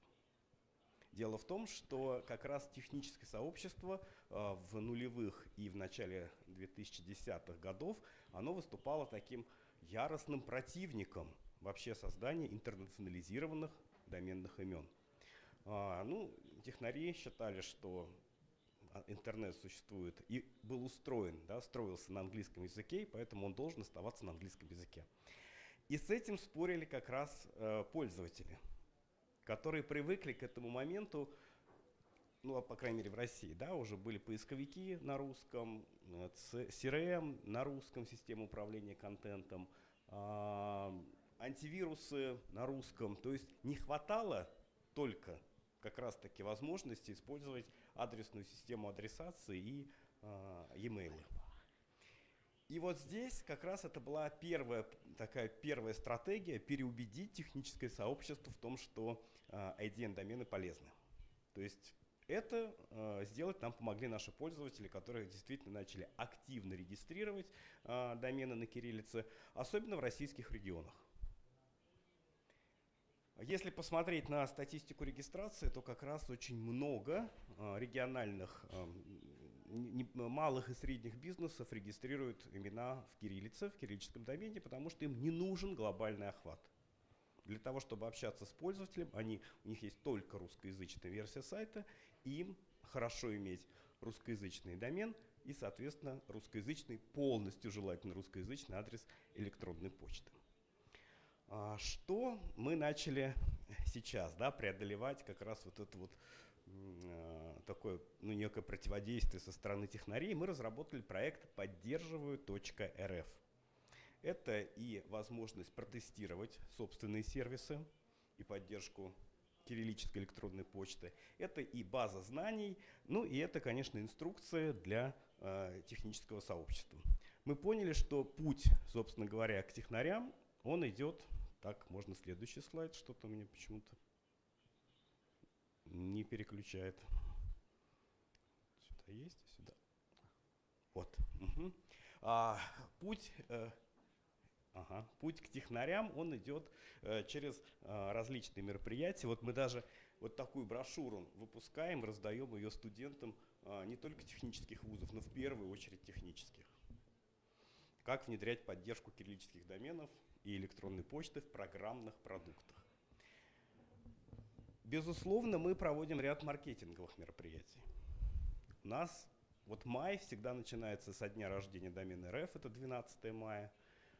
Дальше 24 мая – это День славянской письменности и культуры. И дальше 6 июня – это День русского языка, который в России празднуется в день рождения Пушкина. Это все три даты, в которой мы говорим о необходимости развития русского языка в интернете, о необходимости развития русскоязычной системы интернет-адресации как части культурного кода нации. Про культурный код нации я обязательно еще в конце вернусь, потому что это очень важная история, учитывая, что Россия многонациональная страна. У нас проводится летняя школа по управлению интернетом. Она проводится на русском языке. Я знаю, что в Армении своя прекрасная летняя школа есть тоже по управлению интернетом. Осенняя у вас, да, мы летом, у вас осенью это проходит. И мы тоже рассказываем о проблеме универсального принятия в рамках этой школы. И надо сказать, что наши выпускники летней школы занимают серьезные позиции в разных ведомствах. И в МИДе, Министерстве иностранных дел, и в Минцифре, Министерстве цифрового развития, работают те, кто когда-то прослушал курс «Интернет-гавананс» в нашей летней школе по управлению интернетом. И хорошо, что мы им основную проблематику в рамках обучения рассказали. То есть они уже приходят на свои места подготовленные. Мы пытаемся поощрять владельцев, скажем так, ресурсов, которые активно продвигают домены РФ. Мы учредили специальную номинацию и вручаем даже в юбилейные годы. Вот у нас есть премия Рунета. Обычно мы вручаем статуэтку с увенчанным обозначением .ру, но в юбилейный для домена, кириллического домена год, мы вручаем увенчанную статуэтку .рф. вот в этом году 15 лет, и у нас будет в очередной раз вручаться вот несколько статуэток именно с кириллическим доменом. Ну и, конечно, квизы, викторины. Мы даже обучаем наших учителей. Мы понимаем, что когда студенты придут в вузы, когда они выберут свою профессию, IT-сектор, они должны тоже уже немножко знать о проблеме универсального принятия. И у нас вот и проект «Изучи интернет, управляем». И для тех, кто является наставниками этого проекта, это в основном учителя информатики. Да, в рамках школы наставников, а она дважды в год проводится, мы тоже рассказываем про многоязычные домены, про роль национальных языков в интернете и, соответственно, про решение проблем универсального принятия. Так. Можно следующий слайд. Что-то как-то отказывается у меня переключаться. Чуть выше, ниже. Вот. Подожди. Да, действительно. Угу. По-моему, я сразу несколько проскочил. Да. Ну, про это я уже рассказал, что мы проводим хакатоны, тренинги, воркшопы, записываем это все на видео, и это все выложено на портале поддерживай.рф для того, чтобы вот любой желающий мог пройти самостоятельное обучение по этой проблематике. Мы заключили соглашение уже с 7 университетами. На самом деле будет больше. Вот уже буквально в мае этого года, благодаря Маше, который у нас такой энерджайзер в этом проекте, мы подключаем еще крупнейший вуз в Санкт-Петербурге, ИТМО, где мы проводим для студентов этих вузов тоже углубленное мероприятие. Кто-то занимается решением квизов, кто-то делает научные работы по проблематике интернационализированных доменных имен. Вузы самые разные. Нас иногда спрашивают, это технические вузы? Нет, это не только технические вузы. У нас и МГЛУ, лингвистический университет, и ТУСИ, это ведущий как раз вуз в области связи, Московский технический университет связи и информатики. Ну и, в общем-то, МАИ, авиационный институт, которые углубленно занимаются IT-тематикой, и, соответственно, для них эта тема самая сложная. Мы для них разработали самый сложный квиз по универсальному принятию, они с ним прекрасно справляются. Мы разрабатываем исследования, ежегодные исследования, которые позволяют нам как раз мерить среднюю температуру, да, что происходит в решении проблематики, и менять свою стратегию. То есть как используются доменные имена, кем они используются на кириллице, и, соответственно, то же самое с адресами электронной почты. И мы понимаем сейчас, это вот следующий элемент, что уже мало работать только с разработчиками, да, уже пора работать с нашим правительством. И вот, к сожалению, здесь пока правительство стоит немножко в стороне от решения проблем универсального принятия, считая, что это задача сообщества исключительно. Есть небольшое продвижение в этом вопросе, есть понимание, что особенно в нашем регионе, в странах нашего региона, без вот этого воздействия сверху, да, когда вот некое обязывающее на законодательном уровне, например, там, для тех, кто реализует госконтракты, чтобы они обязательно поддерживали домены и адреса электронной почты в своих продуктах. Вот без этого воздействия, к сожалению, мы быстро проблему не решим. И вот сейчас, мне кажется, мы уже на одном языке разговариваем и парламентом с нашим, и с представителями правительства. И есть шанс, что в год 15-летия домена мы используем вот эту тему юбилея для того, чтобы все-таки дожать наше государство в хорошем смысле этого слова, чтобы оно по максимуму обратило внимание на эту проблему. У нас работает как российская группа, это такая внутренняя, которая как раз занимается разработкой предложений для законодателей, так и региональная группа. Почему у нас очень успешная она? Я знаю, что ICANN даже признает работу нашей региональной группы как одну из наиболее успешных, потому что общие проблемы. Общие проблемы, где-то общая ментальность, она нам позволяет как раз легко договариваться. Начинали мы в 2019 году с 7 стран, вот к настоящему времени уже 9 регистратур национальных доменов: Армения, Азербайджан, Беларусь, Грузия, Казахстан, Кыргызстан, Молдова, Россия и Сербия. работают совместно в рамках региональной рабочей группы над решением проблем универсального принятия. И, собственно говоря, вот Армения уже второй раз становится площадкой. Была региональная конференция 2 года назад, и вот в этот раз, и даже глобальная была 2 года назад. В прошлом году мы были в Сербии на глобальном дне универсального принятия. Вот сейчас Армения является региональной площадкой, за что огромное спасибо регистратуре армянских доменов, сразу 2 доменов. Кстати, мы тоже в свое время по-разному подходили к этой теме. У нас были и слоганы «как слышится, так и пишется», ну, вроде как, чтобы не было ошибок. Были слоганы «называем вещи своими именами», тоже достаточно такой популярный выражение в России. И была большая рекламная кампания в московском метро и в метрополитенах крупнейших российских городов-миллионников. 1 домен хорошо, а 2 лучше. Собственно, с тех пор мы так 2 домена всегда рядышком и размещаем, потому что вот показывает, что 1 домен хорошо, а 2 действительно лучше, и стимулируем таким образом к регистрации не только в домене .ru еще, но и как дополнительно в домене .rf. Не буду злоупотреблять, да, я понимаю, что надо нагонять немножко. Если вопросы есть, может быть, мы в конце, да? Да, мы обязательно оставим немножко времени в конце. Спасибо огромное. Я, наверное, хочу особенно отметить образовательные усилия, потому что я встречаю на практике, когда разговариваешь с кем-нибудь из сообщества, из индустрии, встречаешь следы тех самых тренингов и лекций, которые они прослушали во всех этих школах, что бывает очень-очень полезно. Знаешь, Спасибо что я забыл огромное. сказать? Можно скажу про культурный код-то? Поскольку у нас много стран, не стран, много республик, в которых свои установленные дополнительные языки, как официальные, то мы решили вот в юбилейный для домена год объявить о том, что будет поддержка всех этих языков, как это реализовано в домене SU. Кстати, SU в этом году тоже отмечает свое 35-летие. У нас 2 домена юбиляра. В SU уже реализована поддержка языков народов России, а вот в .rf мы в мае планируем это сделать. Прекрасная новость. Спасибо. Switching back to English, we have another speaker online. Jankai, are you here? Can we have? Yes. Oh, great. Yes, we can see you and we can hear you. So, CNIC, another great registry which has been very into the universal acceptance. And I know that you personally, all your team, was doing a lot of things to promote the universal acceptance on any level, technical, marketing, community level, and so on and so on. And we are willing to hear from you. What's your vision of the strategy of the role of the CNIC, and what, to your experience, was the most helpful and instrumental in promoting the universal acceptance? Please, the floor is yours. Okay, thank you. So I like to introduce about the promote multi-language email address usage.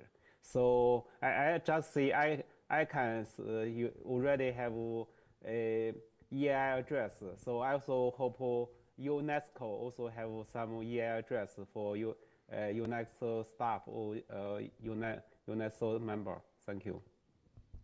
So this is the future email address. So every country's language has her own characters email address. Actually, some already in use. For example, in India or Chinese, Russia, I think, is also have some Russian languages email address. So first we should how to build the interest for EI. So from CNIC part, we have provide the free EI account testing with Coremail. So with I think this is the first global email accounting testing system. So we also testing with Microsoft and also with Google. Also some many interested people. So we also have EI accounts as a gift from from to some famous people. The first is Bob Kahn, the father of internet. Also some famous people in China. So we have a EI sending by Rob Kahn. So Rob Kahn said, "I'm happy to participate in the history event. Congratulations on this achievement." So we have the representative of the National People's Congress called for EI support.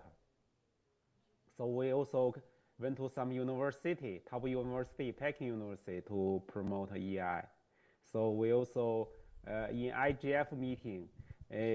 So last year and also 2016, we also have EI and IDN related, UA related session in IGF.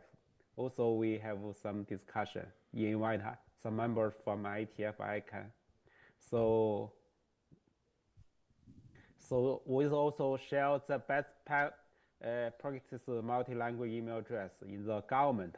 We for the government support. So this is from India.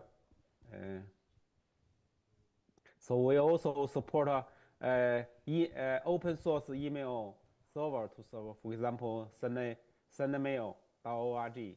The EI support is sponsored by Scenic. So Postfix, not Sendmail. Postfix already. Qmail also support Qmail to sponsor support EI. So we'll email current email service provider like India SGen Plus, Office, Gmail, and Office.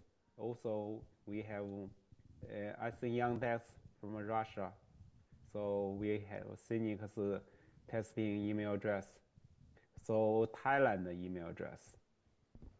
So we currently internet email service provider Gmail and Exchange ready, Hotmail ready.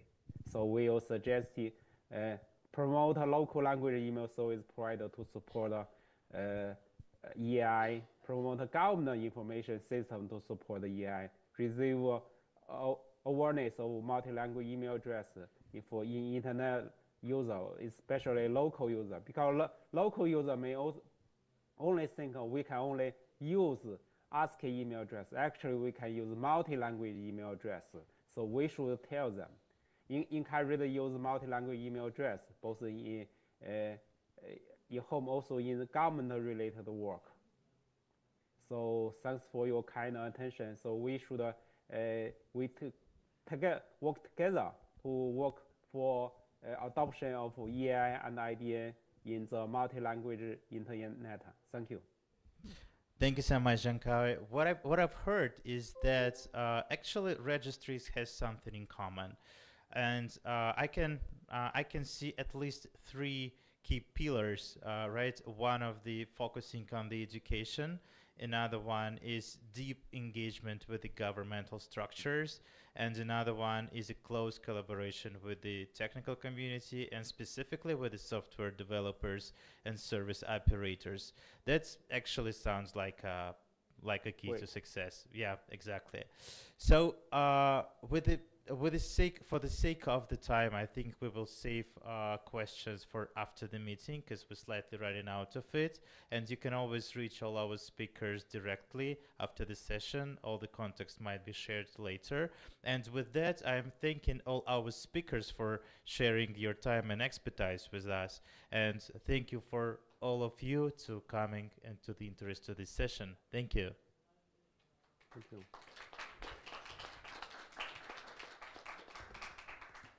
Շնորհակալություն բավականին հետաքրքիր զրույցի համար, շնորհակալություն մեր առցանց բանախոսներին նույնպես ձեր ժամանակը տրամադրելու համար։ Այժմ հայտարարվում է 15 րոպեանոց ընդմիջում, որից հետո նորից կհանդիպենք այստեղ, քանի որ մեր ժամանակը բավականին սուղ է, խնդրում եմ տեղավորվել 15 րոպեվա մեջ։ Շնորհակալություն։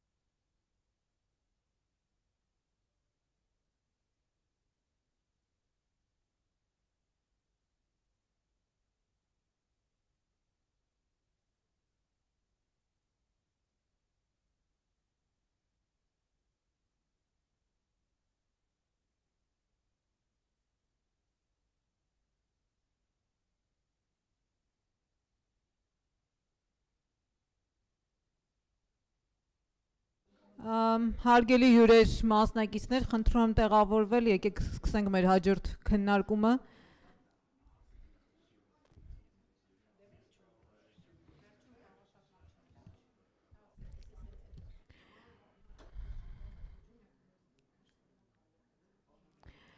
Մեր հաջորդ քննարկումը վերաբերվում է տեղական համայնքում կազմակերպվող նախաձեռնություններին, IDN-ի զարգացման եւ համընդհանուր ընդունման պատրաստվածությունը տեղական համայնքում, համընդհանուր ընդունման ընկալումը տեղի մասնագիտական համայնքում, IDN-ների ընդունման եւ էլեկտրոնային հասցեների կիրառման խթանումը Հայաստանում։ Կքննարկվեն հարցեր եւ նախաձեռնություններ, որոնք իրականացվում են Հայաստանում, եւ մեր հաջորդ սեսիայի համակարգողն է ԱՄՆիկ ադմինիստրատոր Աննա Կարախանյանը, նա արդեն կհրավիրի մեր մյուս բանախոսներին։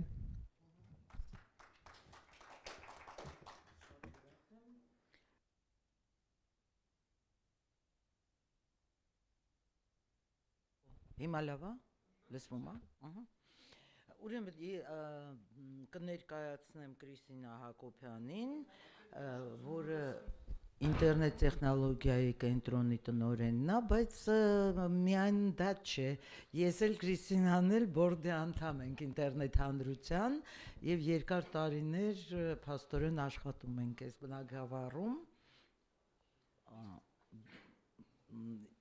Երկրորդ մեր բանախոսը Վերդյան Արամն է, որը ինտերնետ տեխնոլոգիաների կենտրոնի տեխնիկական մասնագետն է եւ նորից, ինչպես մեր մոտ տենց է, ինքն էլ է մեր մոտ բորդի անդամ եւ ռեգիստրի տեխնիկական մասնագետն է նաեւ։ Երրորդ բանախոսը Մհեր Բեկարյանն է։ Այո, հա, չէ, ես ուզում եմ ասել, նրա համար չէ, որ ինչ-որ ուզում ենք պարծենանք, բայց ուզում ենք ասենք, որ երկար տարիներ ամեն ինչով ենք զբաղվում, էլի։ Так, Մհեր ջան, ուրեմն Մհեր Բեկարյանը Wikimedia Հայաստան համահիմնադիրն է, եւ շատ մեծ գործ անում հայալեզու կոնտենտը զարգացնելու համար, որը շատ ու շատ կարեւոր է։ Ժամանակը պահպանելու համար մենք անցնենք արդեն առաջին մեր բանախոսին, Կրիստինային, խնդրում եմ Կրիստինա ջան։ Բարև ձեզ նորից։ 10 րոպե։ Այո, ես կուզեի պրեզենտացիան էկրանի վրա տեսնել, որպեսզի մի քիչ ավելի առարկայական խոսենք։ Այստեղ խոսվել է արդեն թե ինչ է համընդհանուր ընդունումը, մի երկու բառով կարող եմ ասել, որ համընդհանուր ընդունումը իրանից ներկայացնում է բոլոր համակարգերի, որոնք որ գործում են ինտերնետում, բոլոր համակարգերի ծրագրային ապահովումների տարբեր լեզուներով գործելու գաղափարը, հա։ Այսինքն մենք գիտենք, որ ինտերնետը, ինչպես որ ներկայացրեցին գործընկերներս, ինտերնետը ի սկզբանե ստեղծված է եղել անգլերեն լեզվով, բայց հետագայում կարիք է առաջացել այն օգտագործել նաև այլ լեզուներով, հաշվի առնելով օգտատերերի քանակի մեծացումը։ Հիմա փորձենք մի հատ գտնենք, ոնց է սա աշխատում։ Так. Հա, ոնց է գտա մի հատ կոչկա։ Հա, օքեյ։ Նայեք, այս ոնց որ շատ գնաց, այսա, այո։ Տեխնիկական տեսանկյունից ես մի փոքր նկարագրեցի, թե ինչ է համընդհանուր ընդունումը, բայց տեխնիկական մասով իհարկե գործընկերս կներկայացնի, ես փորձեմ մի փոքր ուղղակի ասեմ, որ կարևորությունը այն է, որ համացանցում բոլոր գործող համակարգերը, օպերացիոն համակարգերը, բոլոր գործող ծրագրերը լինեն պատրաստ համընդհանուր ընդունման համար։ Այսինքն գործընթացները գնում են բավականին երկար ժամանակ, մոտ 10-11 տարի, բայց դեռևս կա ահռելի աշխատանք անելու, ես խոսում եմ մեր լեզվի հետ կապված, այսինքն մենք քայլ առ քայլ որոշակի քայլեր անում ենք, բայց կարծում եմ ունենք անելիք բավականաչափ եւ մենք ինքներս էլ հաստատուն քայլերով այդ ամեն գործընթացը իրականացնելիս ուրախանում ենք եւ տեղեկացնում ենք մեր համայնքին։ Ինչու է կարևոր համընդհանուր ընդունումը Հայաստանի համար։ Քանի որ մեր լեզուն հայերենն է, մեր տառատեսակը տարբերվում է լատինատառից, ուստի եւ իհարկե ունենալով get-hi domain-ային անունը որպես domain-ային անունը կառավարիչ, մենք հասկացանք, որ մեր կողմից կան գործողություններ, որոնք որ մենք պիտի ինքներս անենք եւ չսպասենք, որ որևէ շահառու կողմ դա իրականացնի մեր փոխարեն, այլ մենք ինքներս հանդիսանանք նախաձեռնող եւ սկսենք գործընթացներ կապված հայկական բովանդակության հետ, կապված էլեկտրոնային հասցեների ստեղծման հետ, հայերեն լեզուներով եւ ես երբ որ խոսում եմ նրա մասին, որ պետք է հայերեն բովանդակությունը զարգացնել համացանցում, դա չի վերաբերում միայն նրան, որ նախատեսում եմ հայ ազգությամբ մարդկանց համար, այ հենց այն մարդկանց, ովքեր որ կրում են հայերեն լեզու եւ իրենց համար շատ հարմար կլինի օգտագործել համացանցը հայերենով եւ իրենց տեղեկատվությունը, որը որ անհրաժեշտ է, գտնեն հենց հայերեն լեզվով։ Ան որտեղ էի սխմում ու լինում էր։ Всё, օքեյ։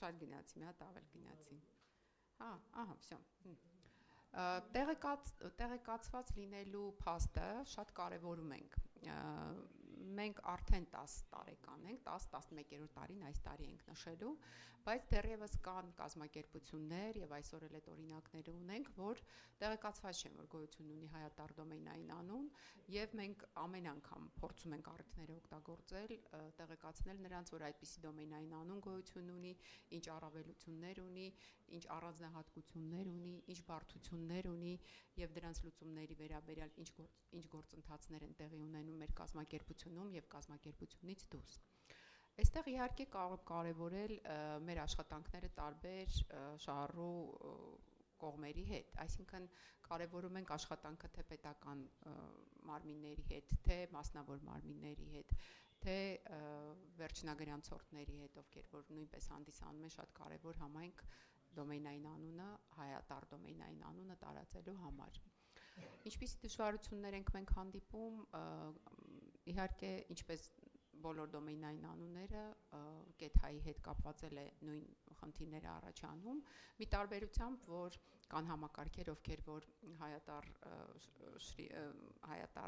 տառատեսակի հետ որոշակի խնդիրներ ունեն, որի վրա դեռևս մենք աշխատանքներ ենք տանում, կան խնդիրներ, որոնք որ լուծել ենք եւ հիմնականում ես չեմ ուզում մտնել տեխնիկական դաշտ, քանի որ գործընկերս դրա մասին կխոսի, բայց մենք փորձում ենք հայկական բովանդակությունը զարգացնելով ավելի հասանելի դարձնել հայատառ բովանդակությունը համայնքին։ Ինչ ենք մենք անում այդ ուղղությամբ։ Կազմակերպում ենք ծրագրեր, կազմակերպում ենք հանդիպումներ, անգամ առաջարկում են գրանցել հայատառ դոմեյնային անուն, իմանալով, որ նրանք արդեն ունեն գրանցված այլ դոմեյնային անուններ։ Հանդիպումների ժամանակ պարտադիր նշում ենք առավելությունները, խոսում ենք նրա մասին, թե որքանով կարևոր է հայերեն լեզուն կրողի համար, հայերեն կոնտենտը զարգացնելու համար նաև ունենալ հայատառ դոմեյնային անուն։ Փորձում ենք հասկանալ, թե ինչ դժվարություններ կարող են լինել համընդհանուր ընդունումը համակարգերում կիրառելու համար եւ նաև իհարկե մեր գործընկերների հետ միասին քննարկելով եւ իրենց փորձը փոխարելով փորձում ենք տեղայնացնել եւ հասանելի դարձնել նաև մեր համայնքի համար։ Խնդիրներ կան, խնդիրների մասին մենք բոլորս խոսում ենք, բարձրաձայնում ենք եւ փնտրում ենք գործընկերներ, ում հետ կարող ենք համատեղ այդ խնդիրները լուծել եւ իհարկե մեր ներգրավվածությունը եւ նաեւ ներգրավելը այլ շահառու կողմերի բերում է որոշակի արդյունքների։ Այս պահին մենք ունենք արված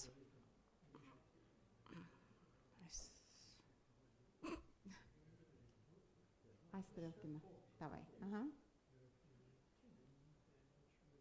Իրապանջը, չէ, հələ դուր, մոտոր վեր, всё, այս շատ գնաց։ Այստեղ, լավ, թողնա մոտես։ Մենք ուրեմն ունենք ներգրաված աշխատանքային խումբ էլ մեր կազմակերպության մեջ, բայց դա ավելի շատ կատարվում է աշխատակազմի մակարդակի վրա։ Փորձել ենք անել որոշակի իրազեկման միջոցառումներ, որոնք կրել են հանրային բնույթ, բավականին հետաքրքիր է ստացվել, տենց համ փորձել ենք այգում որևէ միջոցառում կազմակերպել, համ փորձել ենք գնալ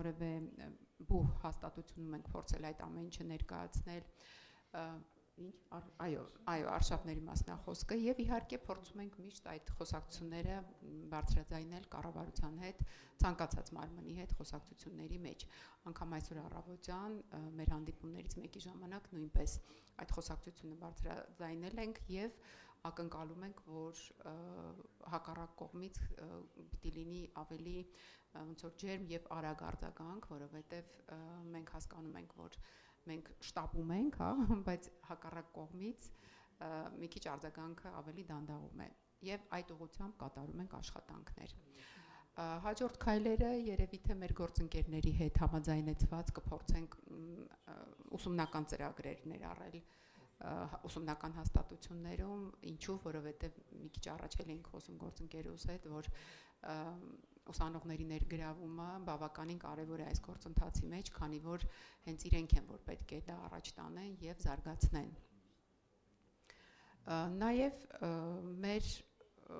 մեզ ոնց որ ամենամոտ կանգնած համայնքի հետ ենք այդ մասին միշտ խոսում, տարեկան մեր միջոցառումների, տարբեր միջոցառումների ժամանակ եւ հատկապես ռեգիստրարների նվիրված միջոցառումների ժամանակ եւ փորձում ենք նաեւ այդ հարցն էլ բարձրացնել, որ խթանենք իրենց աշխատանքը այդ ուղղությամբ։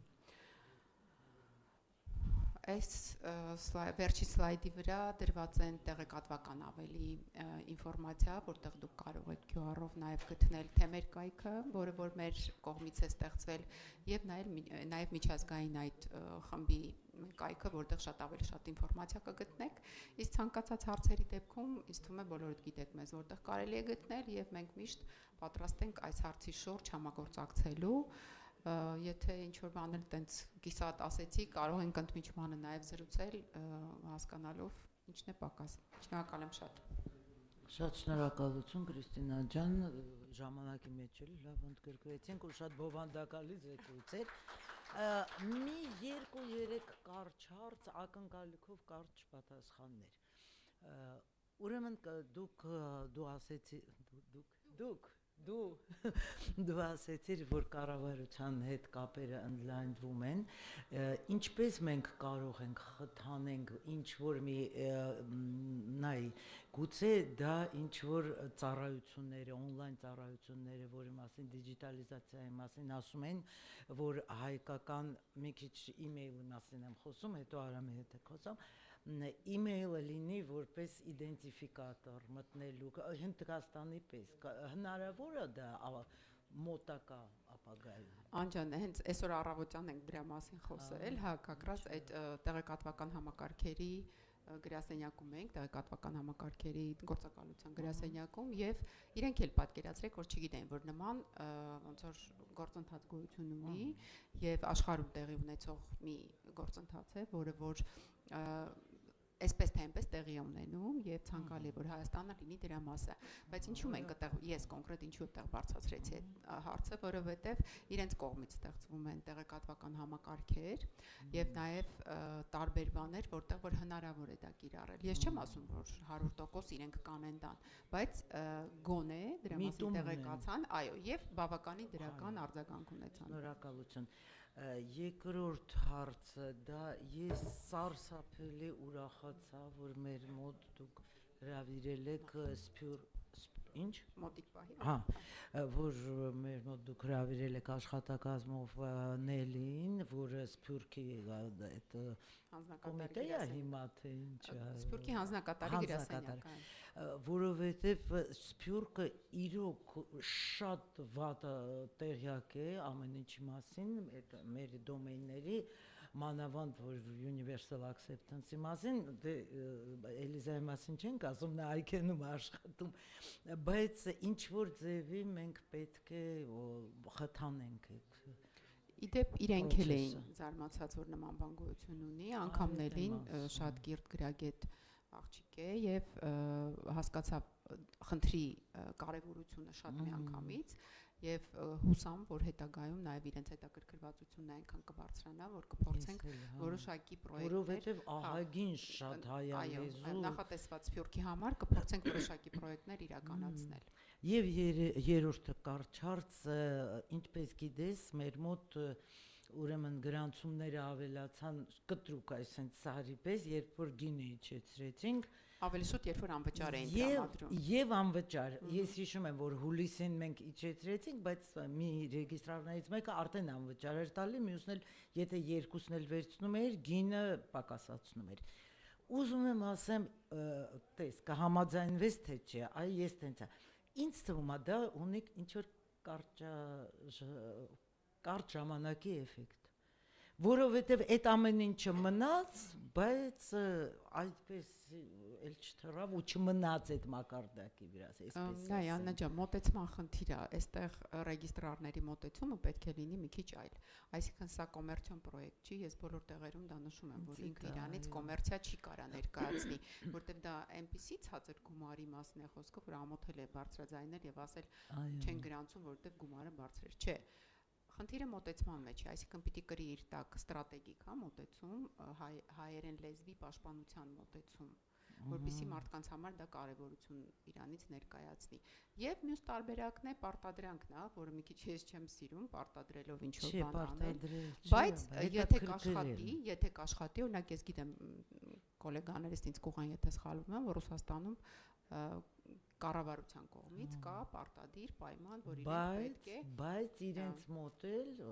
այդ կա, բայց գոսուսլուգաները էլի ռուս չի ընդունում։ Ռուսական հայ։ Դե համենայն դեպս ինչ որ մի մաս եթե հնարավոր լինի ներգրավել եւ արտաքին գործընթացի մեջ, ես կարծում եմ էլի կլինի մեծ քայլ եւ հուսամ որ հաջորդ տարի երբ որ որևէ ամփոփում անենք, մենք դրա մասին որևէ դրական տեղեկատվություն փոքր քայլերով ես պատրաստ եմ մենք շատ շնորհակալ եմ, մենք էլ պատրաստ ենք օգնենք աջակցել, այո։ Ինչպես հարց Իհարկե, հիմա ես մտածում եի վերջում հարցերը, թե չէ, ուզ ամեն ելույթից հետո կանենք, մենք դեռ ժամանակ նորմալ բանի մեջ ենք, այո, իհարկե, Իգոր Վարիսովիչ, ճիշտ է,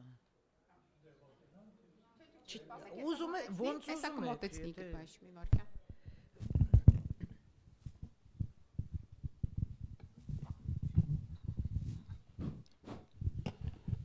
Ուրեմն համընդհանուր ընդունումը նախատեսում է նաև կամ պահանջում է նաև, որ շատ լայն շերտեր հասարակության կարողանան միանալ ինտերնետին։ Դա ներառում է նաև տարեց մարդկանց։ Ինչպես կրթել տարեց մարդկանց եւ ինչպես ապահովել անվտանգությունը, որտեղ ինտերնետում վտանգները շատ են եւ եթե մենք ասում ենք համընդհանուր ընդունում, մենք պետք է հոգանք նաև դրա համար, որ տարեց մարդիկ եւս բացի երեխաներից, որոնք արդեն կարողանում են օգտվել ինտերնետից, նաև տարեց մարդկանց 50-ից ավել կամ 60-ից ավել մարդիկ կարողանան ընտելանան, կարող են օգտվեն էլեկտրոնային ծառայություններից եւ պաշտպանված լինեն ինտերնետում այդ վտանգներից։ Արդյոք ինչ ծրագրեր ունեք այդ ոլորտում, այդ ուղղությամբ։ Իգիթ Բարիսովիչ, մենք դուք երևի թե ինքներդ տեղեկացված եք, որ բազմաթիվ ծրագրեր ենք անում տարբեր շահառու կողմերի եւ տարբեր տարիքային խմբերի համար, իսկ ինչ վերաբերվում է կեթային, դեռ չունենք նման ծրագիր արած, եթե անկեղծ լինեմ, բայց լավ միտք եք տալիս եւ կփորձենք այդ ուղղությամբ աշխատել։ Chapter-ով անում ենք ծրագրեր, բայց դա Universal Acceptance-ի եւ կեթայի հետ այդքան էլ կապ չունի։ Տարեցների համար դուք UA-ի հետ կապված եք, չէ՞ ասում Իգոր Բարիսովիչ, դրան է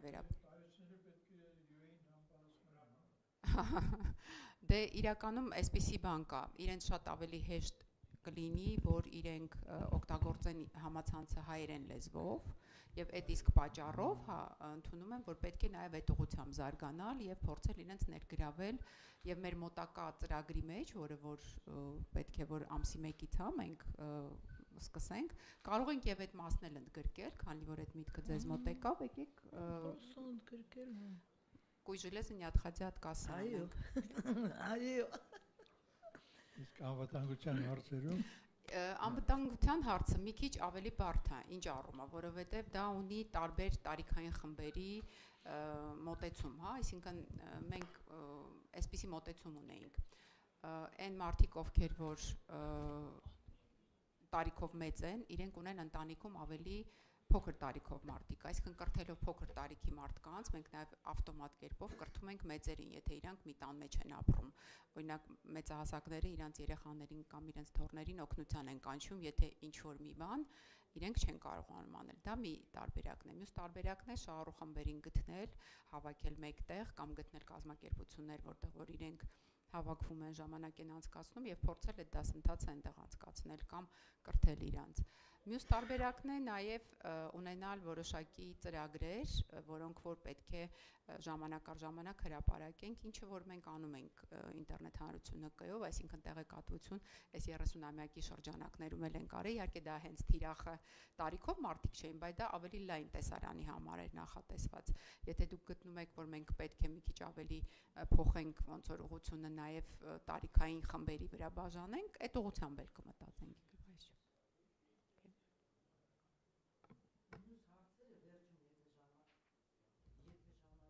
Նրանք հարցեր կտակ, եղավ որ Արամ ջան, ձեզ ենք լսում, դուք ընտրել եք հարց ու պատասխան, բլից հարցեր, բլից պատասխաններ, օքեյ։ В конце, да, а то опять тайминг. Так, ուրեմն Արամ, ես գրել եմ, էլի, պատրաստվել եմ, ոնց որ ասեց, հա։ Ինչ հնարավորություններ է տալիս հայատար էլեկտրոնային հասցեների օգտագործումը ըստ ձեզ, բնականաբար։ Հնարավորությունը էլեկտրոնային հասցեն ինչ հնարավորություն տալիս է լատինատարը, տալու է պետք է տա։ Պետք է տա։ Հայատար։ Դեռ չի տալիս։ Ամբողջությամբ չի տալիս, բայց գործընթացը գնում է առաջ, մի քիչ դանդաղ իհարկե, քան կուզենայինք, բայց խոշոր ինչպեսին են Google-ը եւ Microsoft-ը, օրինակ իրանք արդեն կարող են հանգիստ հայատար մեյլից ոչ միայն հայատար, վրացատար, կիրիլիցա, չգիտեմ, չինական, ուղարկե կնդեր նամակ եւ պատասխան իրանք։ Շնորհակալություն։ Հարց երկրորդ, ուրեմն ինչ առավելություն կարող են տալ EI-ի օգտագործումը, օրինակ ֆիշինգի նվազեցում, կազմակերպությունների սեփական մեյլ սերվեր ստեղծել եւ կազմակերպության մեջ իրար հետ շփվել հայկական էլեկտրոնային հասցեով։ Դե սենց ասեմ, մի քանի մասի կամ այլն, որը ես չասեցի, գուցե դուք հարցը մի քանի մասից ոնց էր բաղկացած լինի, մեկը կորպորատիվ մեյլի մասին է խոսքը գնում, իհարկե դա անվտանգության մի բարձրացում է, որտեվ օրինակ մեր կորպորատիվ մեյլերում, որը հայատառ է, նաև բանը փասպորտները մեծամասնությամբ կարանք հայատառ դնենք, եւ մեր կոնկրետ փասպորտը հայատառ է, լիովին։ Եվ եթե ինչ-որ մեկ ուզում է փաս գեներատորով գտնի ձեր փասվորդը, չի գտնի։ Ну, չգտնել կարա տևի քանի տարի, որտեղ ինչ 26, ինչեւ հիմա որ փասվորդը ինչ որտեղ գեներացնում, ձեզ պարտադրում է որ մեծատար լինի, փոքրատար լինի, ինչ որ սիմվոլը լինի, որ ոչ թե ձեր 26 տարով, լատինական 26 տարով փորձեն գտնել, այլ մի քիչ ավելի մեծ 2 անգամ, 3 անգամ։ Արամ ջան, կներես տեղ մի հարցել ցակեց։ Ես ինչպես գիտեմ, դուք ստեղծել ես պիլոտային ծրագիր, իսկ ի՞նչն է խոչընդոտում, որ տարածենք ոչ միայն մեր մեջ, այլ որպես պատրաստի փաթեթ մեկին նույնիսկ վաճառենք։ Մենք պատրաստ ենք անգամ ձրի տանք ցանկություն ունեցողը։ Իսկ գուցե ցանկություն ունեցողը տեղյակ չի, որ այդպես բան կա։ հայատար դոմեյնի օգնենք, եթե ինչ-որ Մեծ մեկը չի օրինակ կարող թիմ կամ կամ մեր սերվեր օգնությամբ տանք, մենք պատրաստ ենք օգնենք ամեն ձևի իրանց Ուրեմն պետք է ինչ-որ ձևի դա տարածել, որ մենք ունենք այդպեսի հնարավորություն։ Օրինակ համասարանում կամ մեծ կազմակերպություն։ Բերեք մարդու ով ցանկություն ունի, ես պատրաստ եմ օգնել։ Ինչ վերաբերում է ֆիշինգի պահով, էլի, ասեմ, որ դա ավելի շատ ես կհամարեի, որ ID-ի մասին է, դոմեյնի անունի հետ կապված է։ Ես բերեմ մի հատ ակտուալ օրինակ, հա, հոմոգլիֆների մասին։ Գործում է, չէ։ Օրինակ, մենք ինտերնետում on-line անցնում ենք ոչ միայն մեր հարվարվեցության համար, այսինքն գնում ենք այնտեղ տոմսեր, թատրոնի, ֆուտբոլի, չգիտեմ, բարձր ենք վճարում, այ նաև շատ ժամանակ պարտադրված են գնում on-line, օրինակ հիմա մենք պետք է ֆինանսական հաշվետվություն on-line լրացնենք, այսինքն մեր տվյալները պետք է ինչ-որ կայքում բան անենք, մարդիկ, որոնք չգիտեն անգլերեն, ինչ են անում, գրում են Google-ի բանում գրում են հարկային տեսություն, բերում են ինչ-որ կայք, որի անունը անգլերեն է գրած։ Եթե մարդը անգլերեն չգիտի, դա հարկայինի կայքն է, թե ֆիշինգի կայք է, չէ՞, ենթադրենք։ Եթե այդ դոմեյնը լիներ հայատար,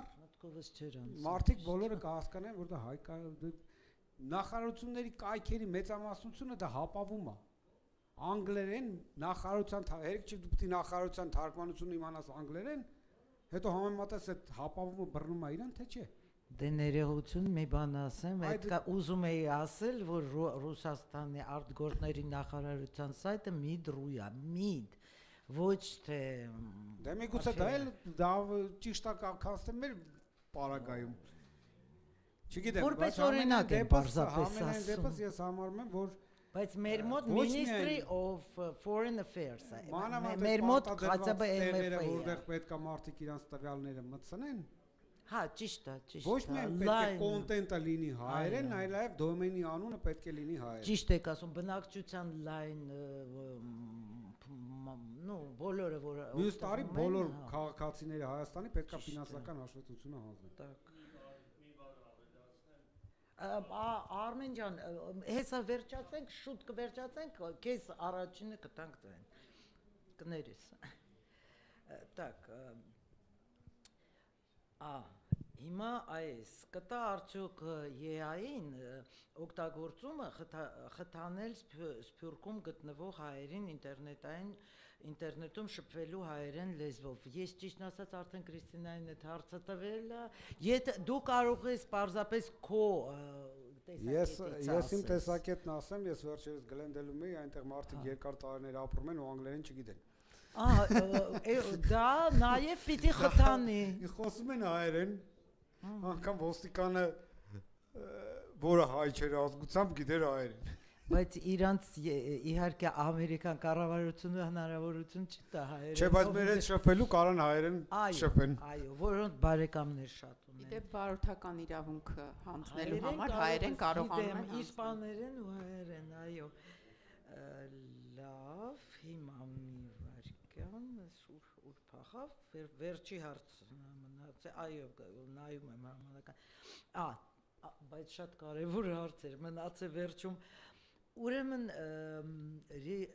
առաջինը, չէ, երկու հարցեր կներեք, բայց կարճ կդեպակերպեմ, ուրեմն ռեջիստրիում, այդպես ասած պատրաստականությունը UA-ով, ինչով կարող է ներկայանալ, օրինակ, ես իմ տեսլականը ասեմ կարճ ու դուք ինձ որպես տեխնիկական մասնագետ ասեք, կարելի է դա անել թե չէ, ինչպես գիտեք DNS-ների մեջ մենք կարող ենք IPv4 դնել և IPv6 դնել, չէ, հնարավոր է արդյոք, ես չեմ ասում միայն թողել EA-ի հասցե, որովհետև բոլոր ամբողջ աշխարհը չի որ օգտվում է մի դաշտը լինի լատինատար email հասցեի համար իսկ մյուսը ոչ անպայման բնականաբար հնարավորություն տա հայերեն email մտցնել ոչ միայն հայերեն արաբերեն ճապոներեն եւ այլն տեխնիկապես խնդիր չկա UTF-ը չէ իրականում UTF-ը կոչվում Փաստորեն մենք կարող ենք դա անենք։ Ոչ մի խնդիր դրա մեջ չեմ տեսնում։ Տեխնիկապես խնդիր չկա։ Հիմա եւ մնաց մյուս հարցը, ինչպես խթանել ռեգիստրարներին, որովհետև ես գիտեմ, որ սիպաներում ինչ որ process-ներ են գնում, որովհետև մենք օգտագործելով ուրեմն միջազգային փորձը, գիտենք, որ նույնիսկ SSL կա, ռուսերեն լեզվով SSL կարող է լինի, Դիման, OpenSSL на русском языке, нет? Это ոչ Поддерживает, окей, լավ, անցանք, օրինակ, ոնց խթանենք, որ մեր ռեգիստրարները մի քիչ ավելի ոչ միայն ID-են դոմեյններ վաճառեն, Ժան, ծրի կամ անվճար եւ այլն, այլ նաեւ խթանեն, որ իրանք օգտագործեն սիպանելի հնարավորությունները եւ այլն, որը արդեն գալիս են երևի։ Ասեմ, որ այսօրվա պահով սիպանելը դեռ ID-ը բան չի աջակցում։ Չի։ Դե ոչ, դուք դոմեյնը կարաք գրանցեք, բայց մենք դեռ չեք կարա։ Լավ, իսկ այդ դեպքում ոնց կարող ենք խրախուսենք։ Եկեք սենց ասեմ, որպեսի գործընթացը գնա առաջ, պետքա լինի պահանջարկը մեծ։ Եթե դուք գնաք ինչ-որ հոստինգ կամպանիային ասեք, ես ուզում եմ տակ ինձ հոստինգ, բայց որտեղ հայերեն դոմեյնը պատժ կապ, տյանիկ ասի ավելի լավ է ես քեզ դու մի հոգի ես կլիենտ չունենամ, կանց թե ես այդքան գործ անեմ։ Երբ որ 500 հոգի մարդ գնան այդ մարդու մոտ ասեն ուզում եմ անեմ, նա կանի։ Շատ շնորհակալ եմ Արամ ջան, շատ հետաքրքիր էր հենց քո տեսլականը եւ տեսակետը, շնորհակալություն հիմա ես գիտեմ չի անցնում կարճ մի հարց կներեք վերջում Արմեն ջան բայց կարճ էլի որովհետեւ էլի մենք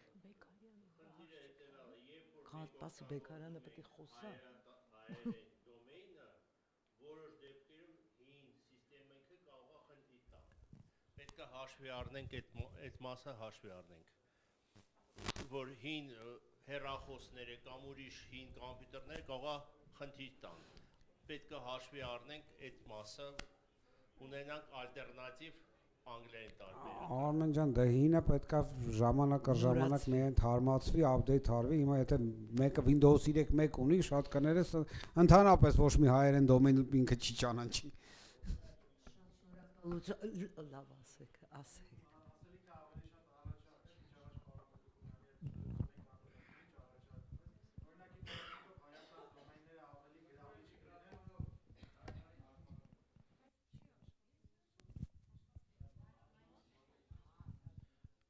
Լսվում է։ Օրինակ քիչ առաջ պրեզենտացիայի մեջ կար UASG get tech ընդլայնումով հասցե հայերենում էլ բացի հայից ես չեմ հանդիպել այլ ընդլայնում ու կարծում եմ կարող են լինել այլ ընդլայնումներ GLD մասին եք ասում ոչ միայն հայ այլ հայերենով ինչ որ բան հայատար դոմեյնները, ասենք ես ուզում եմ հայատար դոմեյն գրանցեմ, բայց get հայը ինձ համար գրավիչ չի։ Եթե լինի օրինակ GTLD այո, ջեներիկները, այո։ Սա որպես մի առաջարկ նախարարությունների հետ կապված իրականում խնդիր կա նաև, որ նախարարության անունն է փոփոխվում, բայց դոմեյնը մնում անունը, շատ ժամանակ կարող է կայքը փոխվի, բայց email-ներին չփոխվի, օրինակ տարածքային կառավարման նախարարության հետ կապված MTAD-ը, վերջի DIN development-ը, բայց infrastructure պետք է լինի։ Բայց դուք համաձայն չեք, որ իրանք պետք է դրա մասին մի քիչ մտածեն։ Ես շատ համաձայն եմ, որ մենք երբ որ տեսնում ենք, նկատում ենք, երբ որ նկատում ենք, ասում ենք, հավատացնում եմ ձեզ։ Շատ լավ է։ Եվ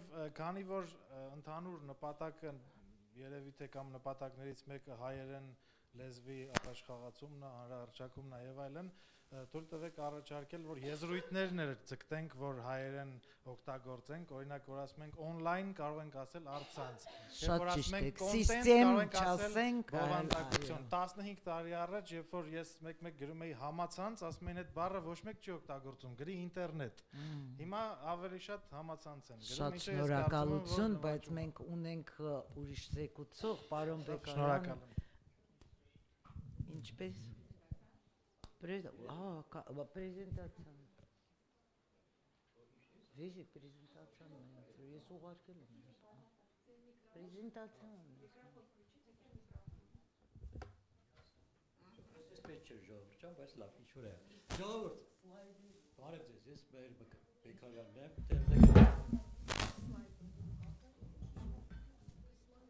Այո։ Կներեք, ես Մհեր Բեկարյանն եմ, տնտեսագործական Մարտին Մկրտչյան, բայց այդ միշտ տենց այլ է։ Հա, բոլորին երևում է, բայց բոլոր դեպքերում ասեմ։ Հա, հիմա միացրեցին ժողովուրդը հայերեն Վիկիպեդիայի համընդհանուր ընդունման հայաստանյան օրը, հա, սա այն հոդվածներից է, որոնք որ ստեղծվել են մեր համագործակցության ընթացքում,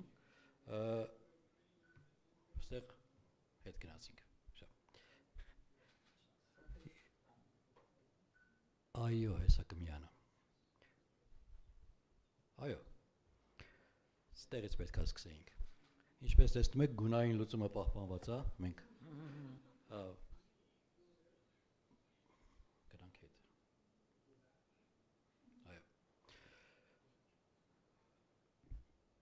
Ուրեմն Վիկիմեդիա Հայաստանը եւ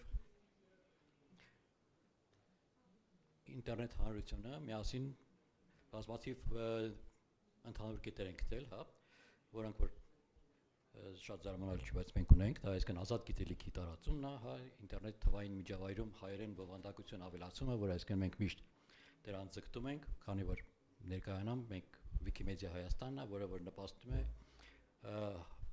հայերեն լեզվով վիկի նախագծերի տարածմանը այս տարածքում, այսինքն մեր տարածաշրջանում մենք ենք Վիկիմեդիա Հայաստանը, որը որ ունի տարբեր վիկի նախագծեր, որոնցից ամենամեծը դա Վիկիպեդիան է, հա, որը որ ինքը իրենից ներկայացնում է առցանց հարագիտարան։ Կան նաև էլի առցանց բառարան, առցանց գրադարան, տարբեր այսինքն այդպես նախագծեր կան, որոնք բոլորն աշխատում են։ Եվ ունենք երկու մեծ նախագիծ, վիկի նախագծեր, որոնք որ մեկը դա վիկի տվյալների հավաքումն է, այսինքն դա միջազգային է, բայց ինչ որ գոյություն ունի հայկական թեմատիկայով, մենք դրա բոլոր տվյալները աշխատում ենք լցնել այդ շտեմարանը, եւ դա շատ նպաստում է այսինքն գիտելիքի տարածմանը, այսինքն հայկական պատմության ամեն ինչի, եւ կա վիկի պահեստը, որտեղ վիկի շտապը, որտեղ որ մենք մեր նկարներ, այսինքն նկարներ, վիդեոներ, այսինքն բոլոր մեդիա կոնտենտ, այսինքն տեղադրվում է այնտեղ, կներեք կոնտենտ բարի համար։ Հա։ Բովանդակություն, այո։ Եվ ուրեմն այս ամեն ինչը, հա, մենք բան էինք անում, եւ այդ ամեն ինչի համար սկսել ենք համագործակցել ինտերնետ հանրության հետ, եւ այսինքն տեսնում եք, մենք սկսեցինք մեր 5 տարի առաջ, երևի, հա, 5 հնգամյակի առիթով, այսինքն դրանից առաջ որոշ համագործակցություն ունեինք, այսինքն դասընթացներ, այսինքն նման միջոցառումներ, բայց հիմնական սկսեց բանի ինտերնետ հանրության 5-ամյակի առիթով, եւ մենք սկսեցինք այո, եւ սկսեցինք խմբագրաթոներ, հա, որոնք անվանեցինք Վիկիհայ, տենց, որտեղ հիմնական նրա նպատակն էր ներգրավել երիտասարդներին, նոր ուժեր ներգրավել, որպեսզի ստեղծեն, այսինքն կոնտենտ ստեղծեն, աջակցեց հայ բովանդակության զարգացման նպաստել եւ ընդհանրապես առաջին տարիներին մենք հիմնական նպատակներն էին հայկական պատմության, մշակույթի, գիտության մասին հոդվածներ ստեղծել։ Մենք ինչպես տեսնում եք, մինչև այժմ մենք 4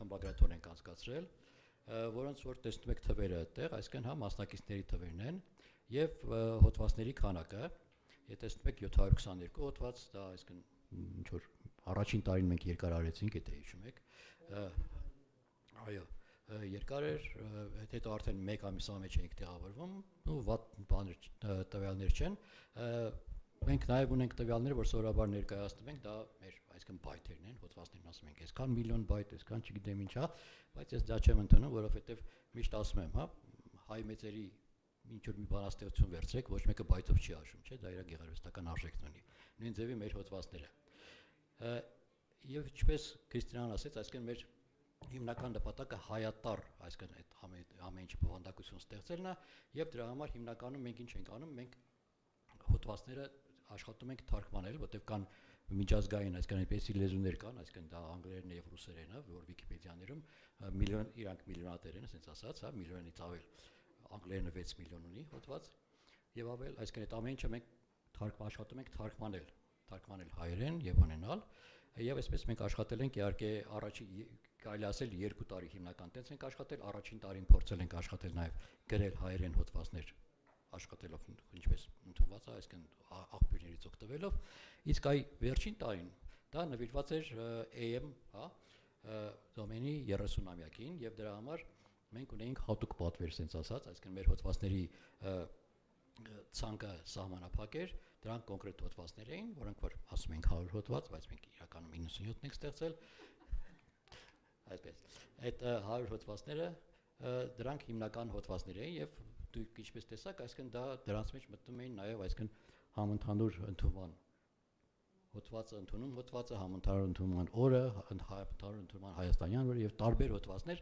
եւ դες եթե դուք բացեք հայերեն Վիկիպեդիան եւ նայեք այսօր դուք տեսնեք որ այդ հոդվածները միայն հայերեն լեզվով են այսինքն դրանք ստեղծվել են հայերեն ուրիշ աղբյուրներից եւ դրանք չունեն այսինքն ուրիշ Վիկիպեդիաներ ուրիշ լեզվով Վիկիպեդիաներ դրանք չունեն այսինքն դա այսինքն այս անգամ այս դեպքում պետք է իրենք թարգմանեն մեզնից ինչպես եք տեսնում մենք հա մեր համագործակցության տեսլականը հույս ունենք որ մեր այս համագործակցությունը կշարունակվի մենք խմբագրատոներ կունենանք էլի կարող ենք ձևաչափը փոխել այսինքն միշտ մենք տեսնում ենք որ ինչ որ միշտ նոր ձևաչափը նոր թիրախները վերում են նոր հոդվածներ նոր գիտելիք հոդվածներ ենք ստեղծում նոր ծրագրերի մեկնարկներ ենք մենք պատկերացնում եւ դա հիմնական պետք է համատեղ հետազոտական աշխատանքներ կատարվեն, հա, եւ կրթական նախագծեր ներգրավելու համար ավելի երիտասարդ հարություն։ Եվ ինչու՞ չէ, ինտերնետային այս ամեն ինչը մենք խոսում ենք նոր անվտանգության մասին, հա, եւ այդ դրանց մասին նյութեր ստեղծել եւ դրանով կրթել հանրությանը։ Սա այսքան ժողովուրդ ջան, շնորհակալություն եւ թույլ կտակ 1 վայրկյան, հա, մենք ուզում էինք բացել հայերեն Վիկիպեդիայի գլխավոր էջը, հա, որովհետեւ այնտեղ ես ուզում եմ ասեմ, որ հայերեն Վիկիպեդիան, իսկ ինչպես ցանկացած Վիկիպեդիա շատ ակտիվ է եւ մենք առավել եւս ակտիվ ենք։ Սա էս էջն է, բայց եթե գլխավոր էջ գնայինք, այո, տեսեք, որ ակտիվությունը ոնց է երևում։ Սա այսօրվա նկարը, հա, տեսնում եք ինչպես այո, հա։ Այսինքն նկարը արդեն ստեղ է։ Ինչ որ մեկը նկարել եւ տեղադրել է այսինքն հոդվածում։ Եվ հոդվածը, եթե արդեն նյութեր լինեն, աղբյուրներ լինեն, մենք հոդվածը կբարելավենք, կավելացնենք։ Եվ երկրորդ, գլխավոր էջում դուք միշտ կարող եք տեսնել վերջին նորությունները, դուք կարող եք տեսնել ընդհանրապես այդ օրը ինչին արվիրված, եթե բացեք հայերեն Վիկիպեդիայի, հա, ամսի 28-ը, մարտի 28-ը պատմության մեջ, այնտեղ կտեսնեք, որ այսօր ինչ որ մեկը ծնվել է եւ շնորհավորում ենք այդ անձնավորությունը, հա, այսպեսի սահուն անցնող։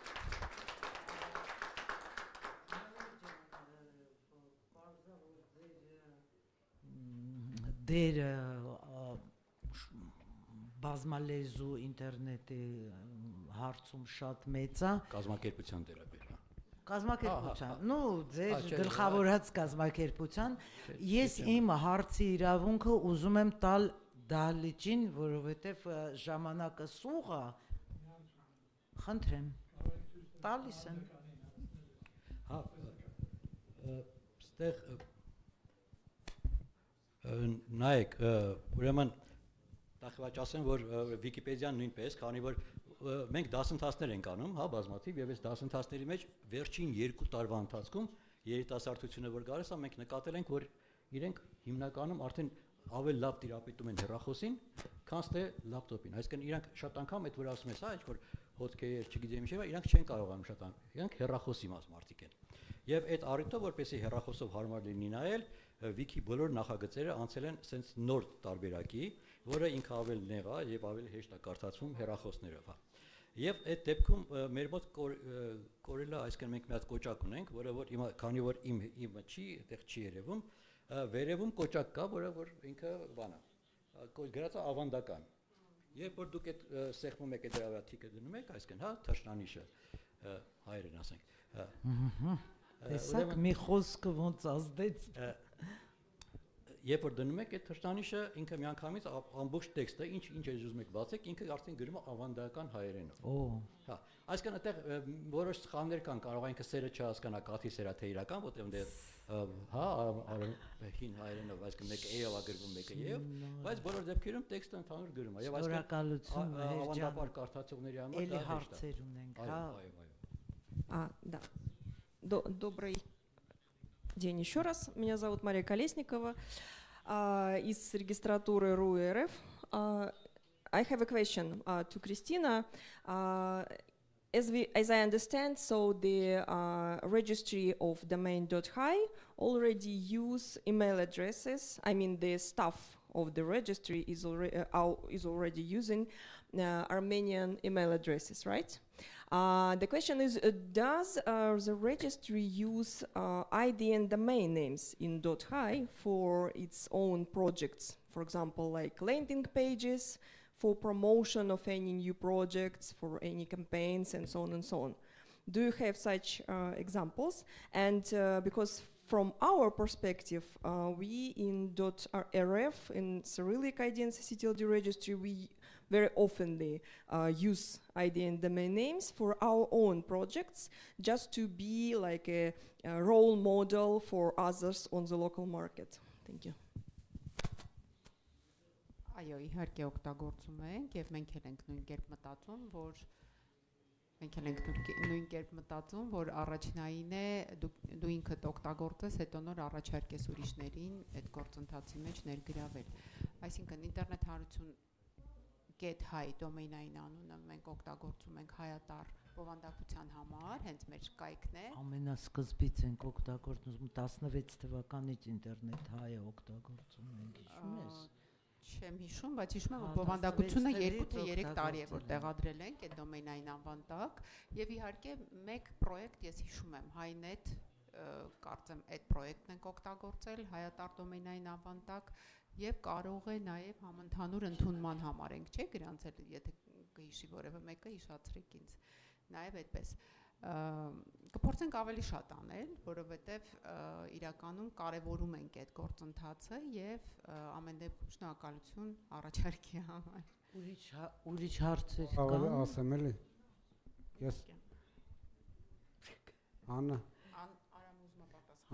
երկու բառ ասեմ, օրինակ, հա, մենք մի հատ բաց թողում ենք թույլ տվեմ, ասում մենք ասենք մեր բաց թողումի մասին, քանի ուրիշի չասի, հա։ Այս բաները մեջ մենք լատինատար մեր կայքը գրել ենք, նոր նկատեցի, բայց հայատար մեր կայքը չեն գրել։ Ինտերնետ, հա, ճիշտ է։ Փոխել է պետք։ Փոխենք։ Իսկ մի հարցի հնարավորություն կա ուզում է կա ցանկացող կա վերջ։ Այ կա վերջի բանախոսը։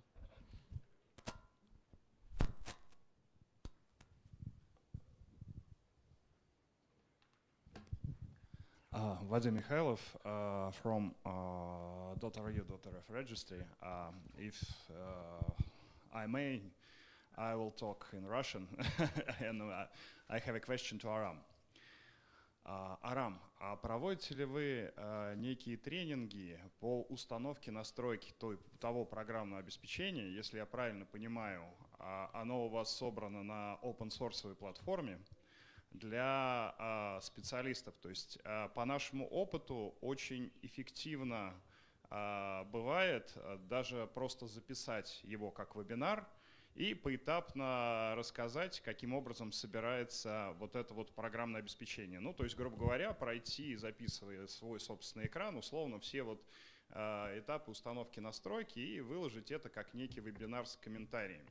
То есть, есть ли у вас подобный опыт, и если нет, то очень рекомендую вот это применить для, ну, например, ребят, студентов, которые начинают только постигать азы системного администрирования и рассказать им, каким образом можно собрать готовую почтовую платформу, умеющую работать с интернационализированной электронной почтой.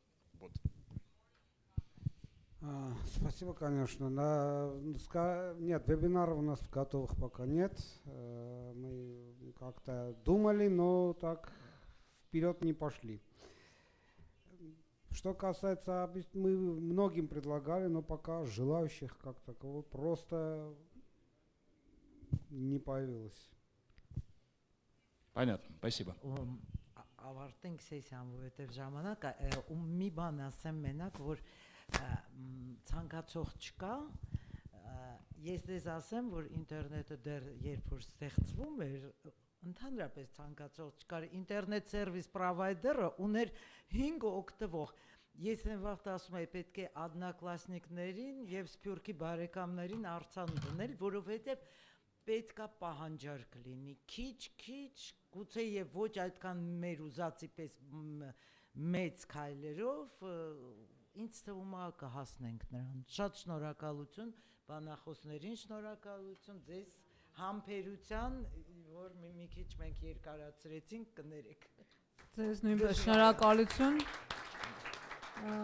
Մի փոքր ավելացում ինձ թվում է փոխադարձ պետք է լինի եւ մենք գնանք ոնց որ մեր առաջարկով եւ լսենք նաեւ դիմացինին, այդ կազմակերպություններին, թե իրենք ինչ ցանկություններ ունեն։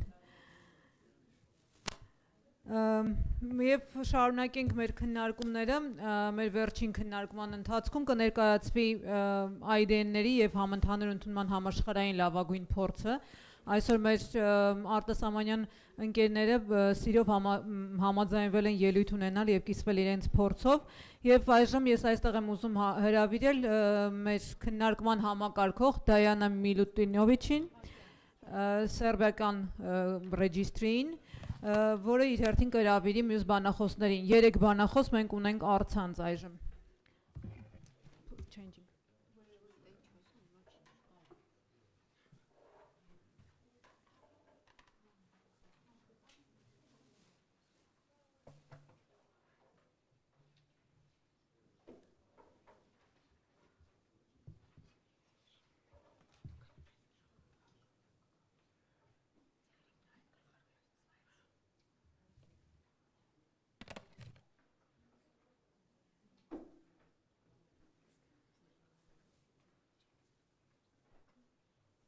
Hello, everyone. I hope we hear each other well. As announced, I am Diana Milutinovic from Serbian National Internet Domain Registry, short RENIT. And thank you for staying with us for this, I will believe, the last panel for today. Now, I need to announce at the start that this will be basically a registrar panel. We are a bit of a tough crowd. And we have an important task ahead, is to show the diversity of the strategies, of the activities we undertake in order to promote IDNs in our countries, on our markets, and how to, basically help achieve universal acceptance. Now, I have a lovely people here with me today. I had an opportunity to work with many of them before.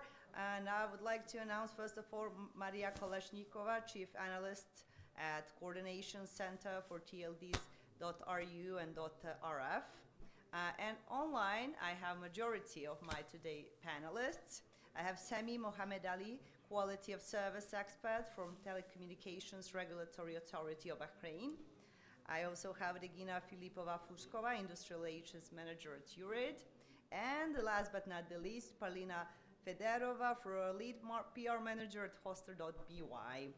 And in order to showcase the diversity I previously mentioned, I believe it would be the best to go through some slides at the beginning from each and every one of us.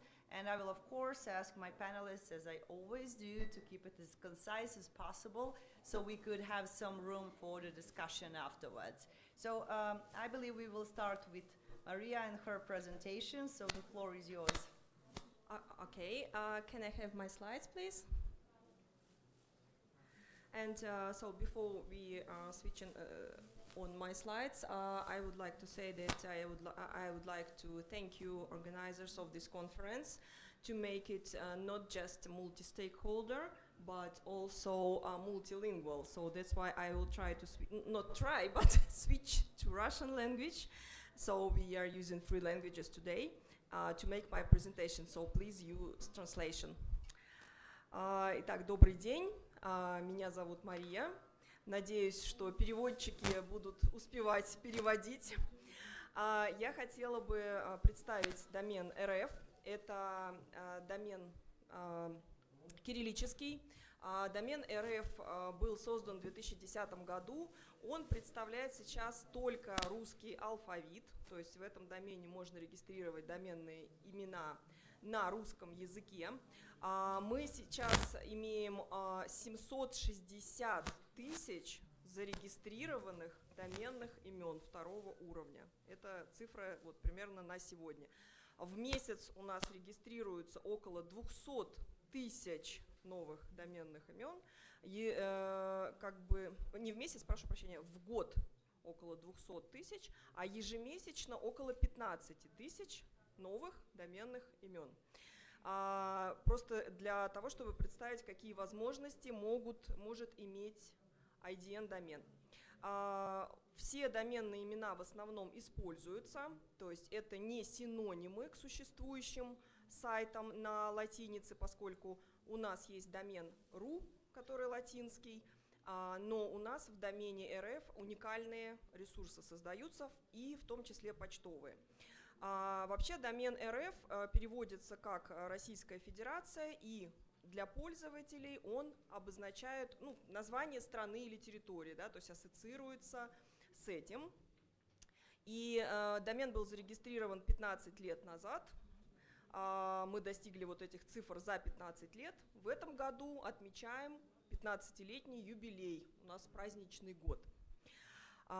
Чтобы, возможно, чтобы лучше представлять ситуацию, почему у нас так популярен IDN-домен именно, поговорим о том, что происходит с использованием русского языка в интернете.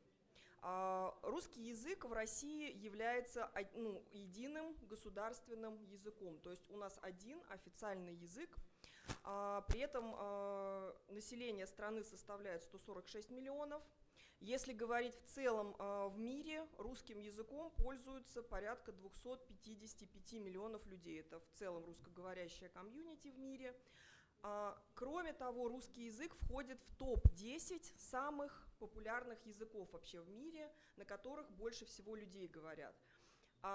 Может быть, это тоже является тем фактором значительным, да, который влияет на популярность IDN-домена.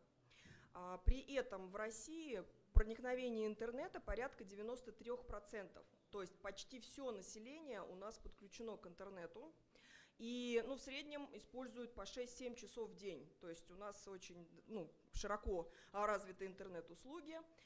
И при этом надо сказать, что контент на русском языке до 2023 года занимал второе место в мире по объему после контента на английском языке. Если посмотреть на проценты, разница колоссальная. На английском языке 50% всего контента, на русском языке было 5%, но это было второе место. То есть все остальные языки еще меньше. Вот, в свете последних событий контента на русском языке сейчас переместился на 5-е место. Ну, посмотрим, как будут обстоять дела дальше. Я хочу сказать, что в России все сервисы, все интерфейсы пользовательские, госуслуги, все предоставляется на русском языке. Даже в школах домашнее задание детям дают на цифровых платформах, есть специальный сайт для детей, там с начальной школы, поэтому у нас нет необходимости обычно переключаться на какой-то другой язык, когда мы пользуемся интернетом, кроме доменных имен и e-mail адресов. И для пожилого поколения это проблема, потому что они должны зарегистрировать e-mail адрес, и обычно для пожилых людей это делают дети или родственники. То есть это действительно вызывает сложности. В том числе, чтобы пользоваться госуслугами, потому что у нас сейчас очень много сервисов именно в цифровом виде оказывается. И фактически пожилые люди вынуждены начинать использовать электронные сервисы. Вот, поэтому они должны регистрировать e-mail. Что мы делаем для, так сказать, со своей стороны как регистратура? Честно сказать, мы практически не проводим маркетинговых кампаний сами. То есть мы, можно сказать, не продвигаем сам домен РФ активно, но мы скорее обращаем внимание на проблематику универсального принятия как раз. То есть мы вот эту тему поднимаем, потому что доменов в зоне РФ много, и нам важно, чтобы они полноценно работали во всем программном обеспечении. И второй аспект, который нас волнует, это работа кириллической почты. Собственно, чтобы в том числе кириллическая почта качественно и везде поддерживалась и работала. Поэтому мы в 2019 году сделали проект «Поддерживаю РФ», в котором мы аккумулируем всю полезную информацию, касающуюся универсального принятия. Стандарты документация, инструменты, вебинары, хакатоны, тренинги и так далее. То есть мы это делаем в рамках локального проекта, и мы также всегда стараемся заинтересовать прессу локальную, чтобы эта тема про домен РФ и про универсальное принятие, она была в информационном поле, чтобы пресса не забывала и напоминала, да, читателям массово о том, что есть домен РФ, о том, что есть проблема с универсальным принятием. Кроме этого, мы наверное, 2 года уже сотрудничаем с вузами и читаем лекции студентам. У нас есть запрос от вузов, реально им интересно с нами сотрудничать. И студенты изучают, во-первых, систему ДНС.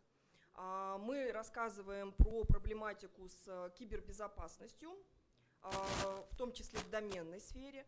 И как дополнительную тему мы всегда даем универсальное принятие и рассказываем про интернационализацию в сети интернет в целом и про Unicode. В планах, про планы Андрей рассказывал сегодня, мы хотим расширить поддержку языков народов России, поэтому в этом году, возможно, получится запустить и новый проект и расширить число кириллических символов. То есть кроме русского языка еще другие языки будем поддерживать.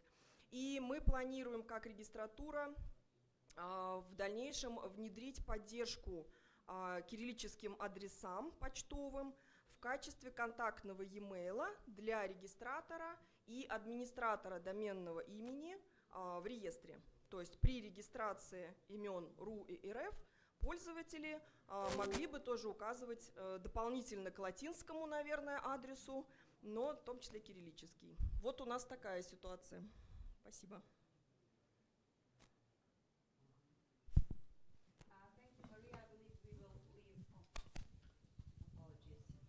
Thank you, Maria. I believe we will leave questions for the end, if there are any. And now we could... Yes, please. Okay, go ahead then. Мария, значит, кириллицу используют многие страны, скажем, Белоруссия и так далее, если они регистрируют домен белорусским, который равнозначен российскому какому-то имени или товарному знаку. Вы как-то отслеживаете это и боретесь с этим или наоборот? Нет, нет, не боремся, потому что каждая доменная зона устанавливает свои правила, и это национальный домен определенной страны. Поэтому мы не можем, как одна из множества национальных регистратур, как-то влиять на коллег. То есть у нас мы только занимаемся .ru и .rf. Если будет КЦ BY, то это будет нормально, да? Да. А если какой-то товарный знак? Ну, это вопрос... Яндекс BI. Это вопрос к владельцу товарного знака, потому что в его интересах защитить свой товарный знак. То есть он должен позаботиться о том, чтобы защитить свой товарный знак и определить, в каких странах ему интересно обеспечить такую защиту. Если ему интересно в Беларуси защитить, ну, соответственно, он должен озаботиться регистрацией доменов в зоне BY или в зоне BEL. Можно позвонить Повалишеву? Да, Сергею Повалишеву привет.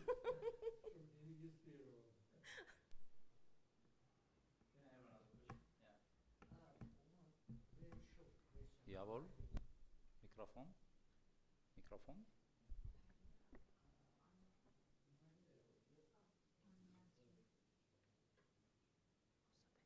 Говори, он и так включен. Да, работает. Аня, он работает. You say about госуслуги that everything in Russian, except of email address, yeah? Yeah. Okay, thank you. Thank you. Actually, I'm here to support Sami for gender equality, but I have a question also. Смотрите, вы сказали, Мария, что в России есть много также других народностей, народов, да? И вот тут и упомянули, что вы можете рассмотреть также вопрос большего количества кириллических символов. А есть ли народы и народности, которые не используют кириллический алфавит? И думали ли вы о том, чтобы вот в плане того, чтобы сохранить их аутентичность и все такое, сделать поддержку на их национальных языках, если это если алфавит не кириллический? Спасибо. Начнем с того, что регистрация на русском языке была изначально разрешена в точке РФ, по большому счету, с точки зрения безопасности, потому что русский алфавит довольно простой и не возникает большого количества проблем с фишингом. И поэтому для нас это сейчас будет некий пилотный проект, в рамках которого мы попробуем расширить набор кириллических символов. А по результатам уже посмотрим, куда мы можем двигаться дальше. Поэтому пока вот ожидаем. Можно я дополню? Мы делали исследование. Вадим Михайлов, домен РУ-РФ. Мы делали исследования на тему, в принципе, использования тех символов, которые мы планируем к внедрению, которыми расширяем кириллицу, использование их в качестве отдельных символов, например, тех же самых фишинговых доменов. То есть мы проверяли, насколько это может теоретически поднять уровень рисков. И по нашим оценкам, ну и оценкам, вот, основанным на определенных исследованиях наших компетентных организаций в области информационной безопасности, они довольно низкие. То есть мы поэтому эти риски готовы принять. Спасибо.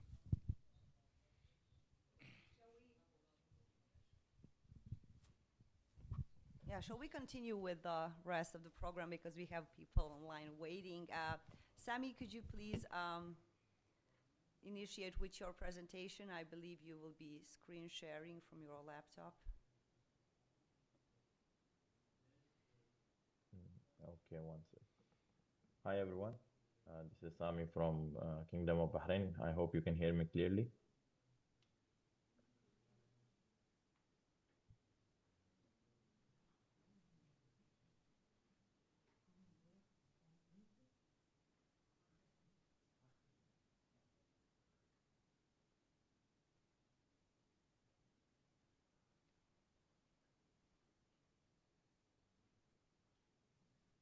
Can you see the screen? Yes, thank you, Sami. So I'll just try to keep it short and concise on what we are currently doing for the universal acceptance in the Kingdom of Bahrain. So in the Kingdom of Bahrain, .bh is the English CCTLD, and .al-Bahrain in Arabic is the Arabic CCTLD that represents the Kingdom of Bahrain. We have been promoting it since 2022. That's when we became officially available to the public. Before that, it was a closed CCTLD. So it took us quite a long time to bring it on board and to convince the government to open it for the general public.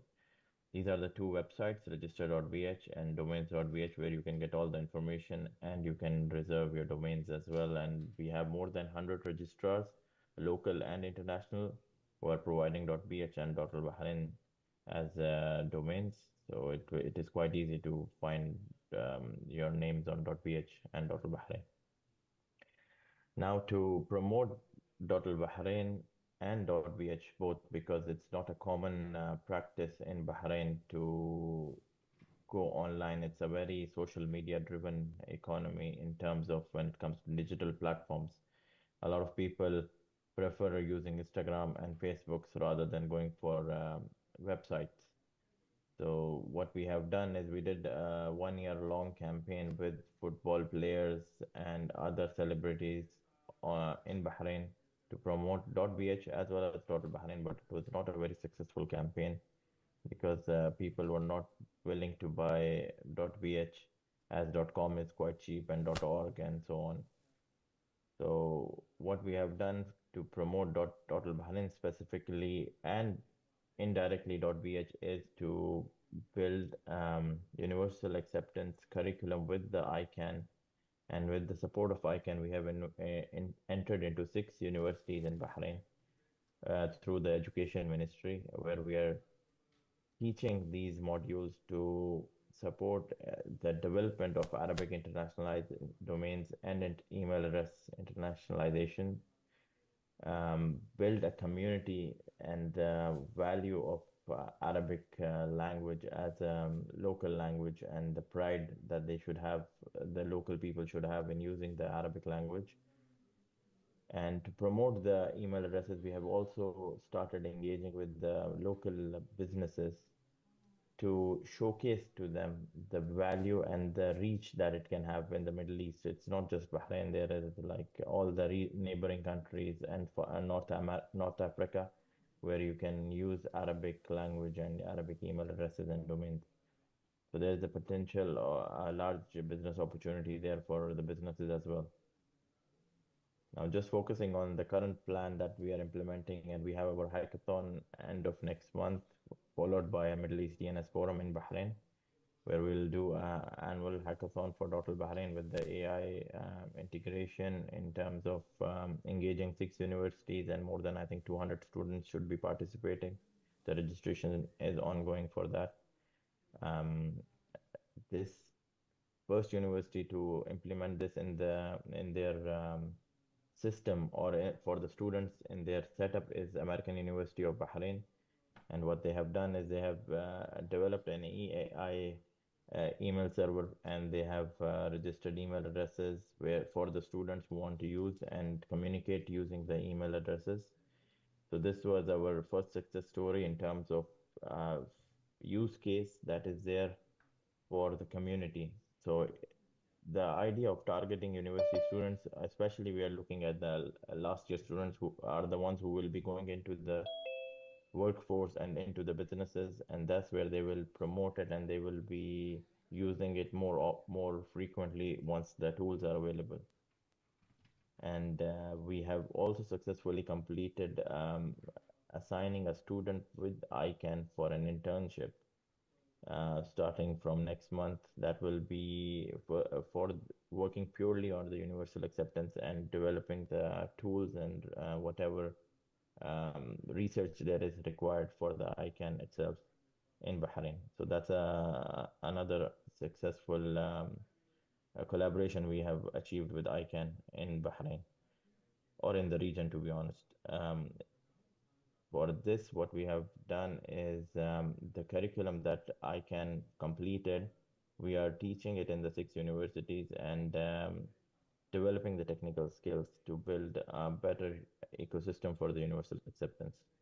So this is the approach currently what we are taking in terms of promoting universal acceptance and IDN use. And it has taken us almost a year to complete it, but it has become a little bit more successful than the ad campaigns or marketing campaigns for us. So that is what we are doing currently, and that's the conclusion of our IDN and universal acceptance promotional campaign in Bahrain. Thank you. Thank you very much. Since we had questions after the first speaker, maybe if there are any questions in the audience, we can take one. That is why I'm here. Okay, Sami, thanks much for your presentation. The question is, do you have some cooperation with other Arabic countries on this strategy, and who is participating, and what is their approach? Thank you.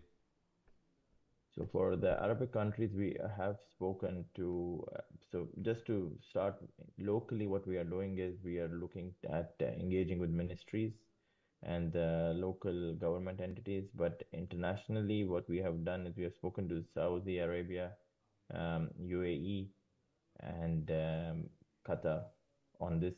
And Egypt, of course, is very active in this space as well. So we are occasionally discussing with them as well on how we are going to do it. So the idea was Bahrain becomes the first in terms of achieving some solutions or some kind of end user use case that we can share with all the Arab countries, and that's what we have done in the last year. And hopefully, we'll be sharing it in the Middle East DNS forum and sharing our success with all the Arabic countries who will be attending.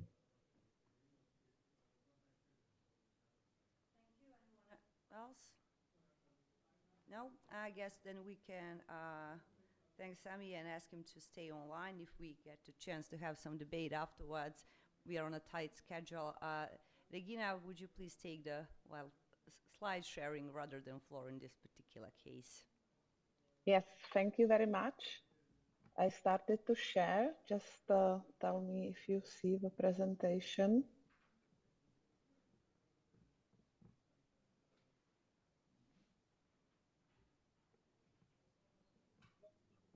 Are the slides already visible? Yes, perfect. So first of all, big thanks to Anna and Katarina for the invitation and for organizing this day, and also many greetings to Diana and all the participants in person in Yerevan. My name is Regina. I work for the .eu registry already since 2007 in different roles. Since 2 years ago, I took over the industry relations management at the .eu registry, and I would like to quickly go through what .eu is doing when it comes to IDNs and universal acceptance. So to put us a bit in a perspective, so we are the manager of .eu in Latin script, but also AU in Cyrillic and epsilon in the Greek script. Because we are appointed by the European Commission to run the registry, we were also bound to start with 2 extensions corresponding to official EU languages which are not of Latin script. So we are already since 2006, we started operation. We have been entrusted by the service earlier. And out of the total 3.7 million registrations, which are registered with over 500 registrars, we see just 1% of IDNs, just under 40,000 domain names, which is actually in line with many CCTLDs.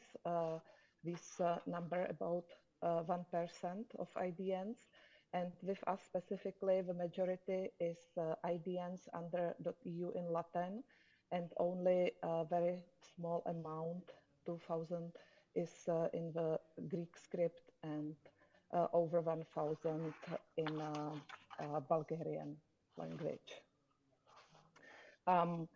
We went through some technical steps to make this available. So in 2009 already, we introduced all the special characters from the EU official languages under Latin.eu. That time it was also the Cyrillic and Greek script. But then in 2016, when we introduced AU, and then 3 years later epsilon, we stopped the possibility of mixing scripts. And now we register only strictly Latin.Latin or Cyrillic or Greek.Greek domain names. And we are further working on software upgrade and all the technical aspects which are necessary for the IDNs to work on our end. Why we are doing this? It's part of our strategy is to make sure that there is multilingualism online for us in the European space. So we have like 3 pillars in our strategy in this respect. We are running the IDN WordReport.eu website with information on IDNs and universal acceptance from different countries of the world. Then also the introduction of the Greek and Cyrillic variants are a fixed part of the strategy. And most recently, our activities in universal acceptance, where we are also active in different working groups at ICANN level. when reflecting on what we are doing towards the communities, when it comes to general public, we joined the very first Universal Acceptance Day and are joining since that. We are also celebrating the anniversaries to raise awareness in Greece and Bulgaria about the existence and possibility to have IDNs. I mentioned the ICANN working groups, both technical and more like outreach oriented, and also the IDN World Report. I will just show you a bit more details in a moment. Towards our registrars, because as many CCTLDs, we don't offer the domain names to users directly, but via our registrars. So it's important to raise awareness with them as well. We tried to have special category in our web awards for IDN domain names, content on IDN domain names.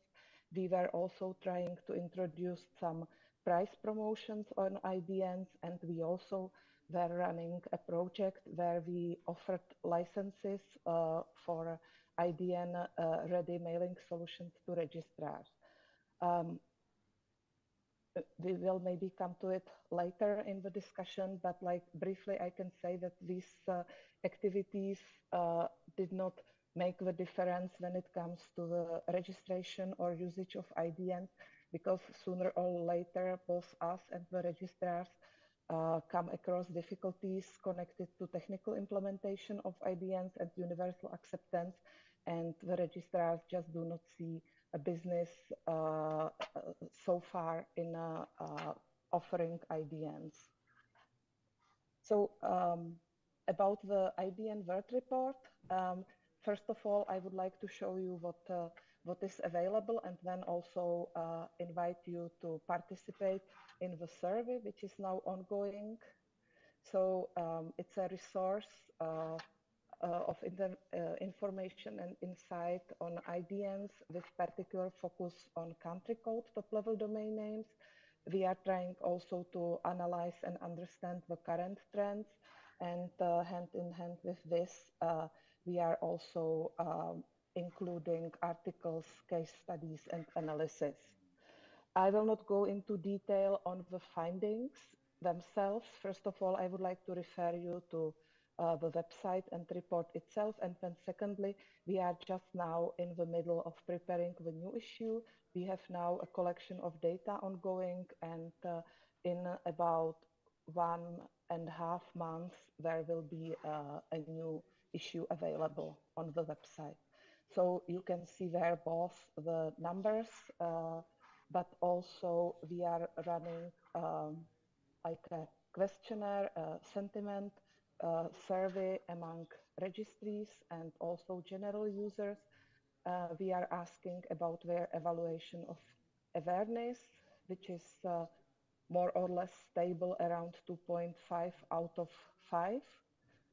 Then we are also asking about the support, how the CCTLDC that registrars are supporting IDNs, which has a bit higher score. And also we are asking how important are IDNs for the local communities for internet access.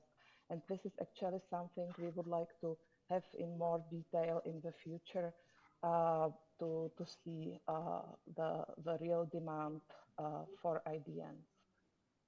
If you browse through it, you can also see details on the depicted questions. I marked here Armenia because they are like one of the CCTLDs who kindly provide us with the information and updates their profile. As for the sources of the data, we are dependent on what the CCTLDs provide for data. If they update it for GTLDs, we use Zuknik, and we also partner with Center, but also APTLD, which are very important allies to contact CCTLDs and ask them for sharing their data and views. I mentioned that we also try to include more and more articles, case studies. So we had also a case study on an Armenian script It's one of the articles, so I would like to invite you to have a look. And also, if in your community you would like us to have a look and draft an article on some aspects of IDNs or universal acceptance, please do not hesitate and contact me. As the concluding slide, I included some useful links where to find more information on universal acceptance, what CCTLDs are doing, also under CCNSO in ICANN. And the very first link is the mentioned survey, which is now ongoing. It's open till the 23rd of April, and I would like to invite you to join this and contribute. You don't need to be a CCTLD registry, but it's open also to registrars and other organizations who are involved or have experience with IDNs. Thank you very much.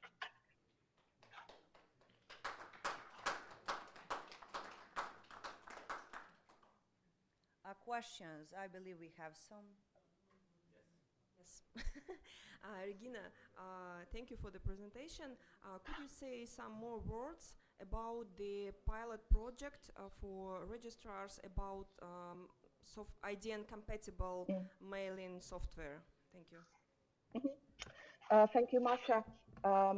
We tried this, I believe, 3-4 years ago, when we were really looking into the ways how to more involve registrars.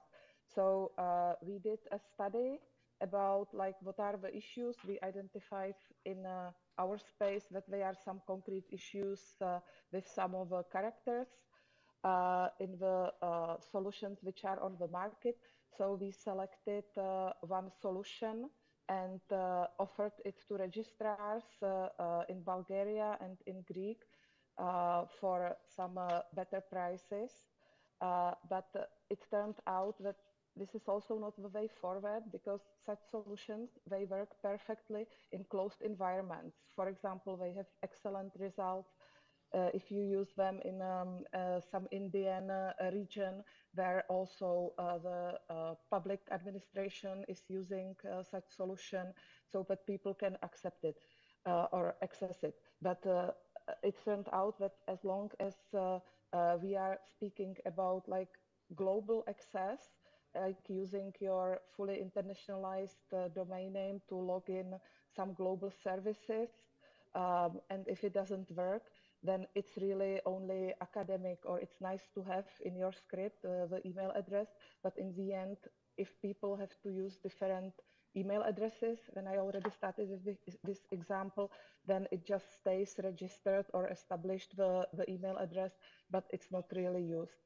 So this was also not a hint strong enough for the registrars to do some more promotion and uptake of the registration. Okay, thank you, Regina. Diana, if you allow me, I heard today several times regarding the demand from the user side. And actually, when we work on the local level on universal acceptance, we consider this issue, and we decided for us to work in parallel, to work with technical community, and from the other side, we try to work with end user community to raise awareness. Yeah, because actually people just think that okay, EI, internationalized emails, it doesn't work. So, and it's okay. we are glad to use just IDN domain names, but in general, I think that probably we can think on how to raise awareness among end users in parallel and provide the support of EI in applications and on websites. I mean, on the global level, because you're absolutely right, Regina, and I agree with you. If person will get such email address, the problem where this person can use this email address, and it should goes in parallel, in my opinion. Thank you. Yeah. Any other questions? No? Yes. Yes, go ahead. Thank you. So, Regina, this is a bit complicated question. So, due to the last geopolitical changes, do you think that EU should be concentrated on EU itself and not to Paraguay or Korea, and leave the others like Korea, Armenia, Paraguay, live in peace, and be concentrated on EU, let's say, idea and issues. Or it is a really strategic thing, the idea in itself, and everybody should gather together to understand how to promote it. I think there are at least two aspects of your question. First of all, like pragmatically, we are the member of the technical community, and our mandate is to run the .eu registry. And by the legislation, we can register domain names only to EU citizens or residents. So in this aspect, it's quite easy for us. So that's also why our implementation takes even not the full Cyrillic, but just the letters which are in Bulgarian alphabet. And to your second question, I think it's like the IDN's universal acceptance is strongly bound to local communities, of course, which is a bit against the idea of global internet. On the other hand, and I think this is like common to all of us, like from Paraguay to all the countries you mentioned, as much as we want to preserve our cultural heritage in offline world, we should be also probably really doing our best if we have the technical possibilities to preserve it online as well. So it's the truth for not only for the older generation, so that they can more naturally use their language, but also for the young generation. Many of the young people, they are just interested in their cultural background and languages, even though they could be just speaking, you know, like my native language is Czech. So similarly, probably to Russian, we have a lot of foreign words incoming. But I think still, and what we hear also from the youth people in our youth committee and other bodies, they are interested in their roots and they would like to keep the cultural heritage also for their grandchildren. So as long as the technical equipment enables us to do, I think we are just around the whole world committed to try to do this. I don't have a button with hearts, but imagine I'm sending that. Thank you. Thank you. Vagan, can I also add a little short comment? So from my perspective, IDNs and ERE, they are regulated by standards, and IDNA standard and ERI standard. And these standards actually tells about the global compatibility and the possibility to support all kind of IDN domain names and internationalized email addresses, doesn't matter what language or script is used. So this is the idea of the standards. So I agree that this probably the products for local markets, but from technical side, they should be compatible, never mind what language is used. Thank you. Well, thank you all for the productive discussion so far. I'll be next, and I need clicker.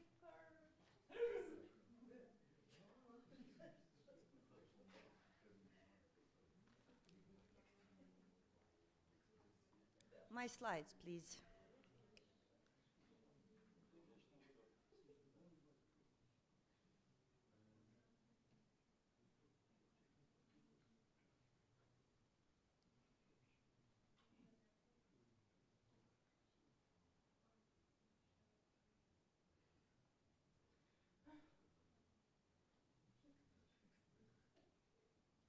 Well, basically, I can stop talking, so when they appear, there are not many information on them anywhere. So,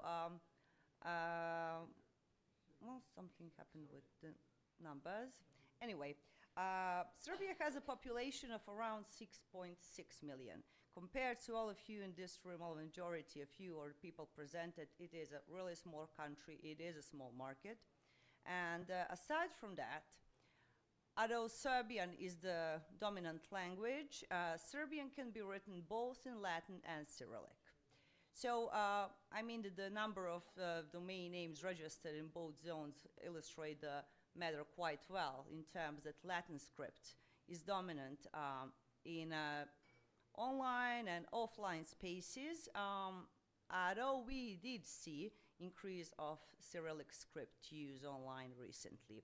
Now, both of our domains are IDNs. .rs can be registered using each, basically all the Latin letters present in the script, Latin script of minority languages used in Serbia, and for example, German characters and so on. And the same goes for .serb.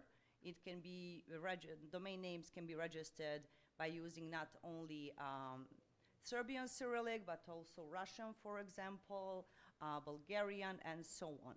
So basically, that is the situation with us. It is quite challenging to, something changed with these. Okay, anyway. So basically, in advocating IDN, we took two communication approaches. First one was basically to speak to the general public. We already tackled the matter what is older, the hen or the egg, and the demand. So what we've done is basically organize the, let's say, production of Serbian Cyrillic typefaces, which are designed to be used on screen.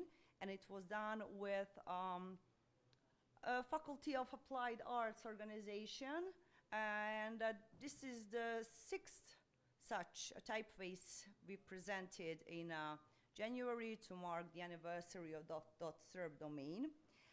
Why was this relevant? Because in many opportunities we had to hear that lack of good typefaces and the variety of those for Serbian Cyrillic is basically one of the problems. People do not create online content in Cyrillic.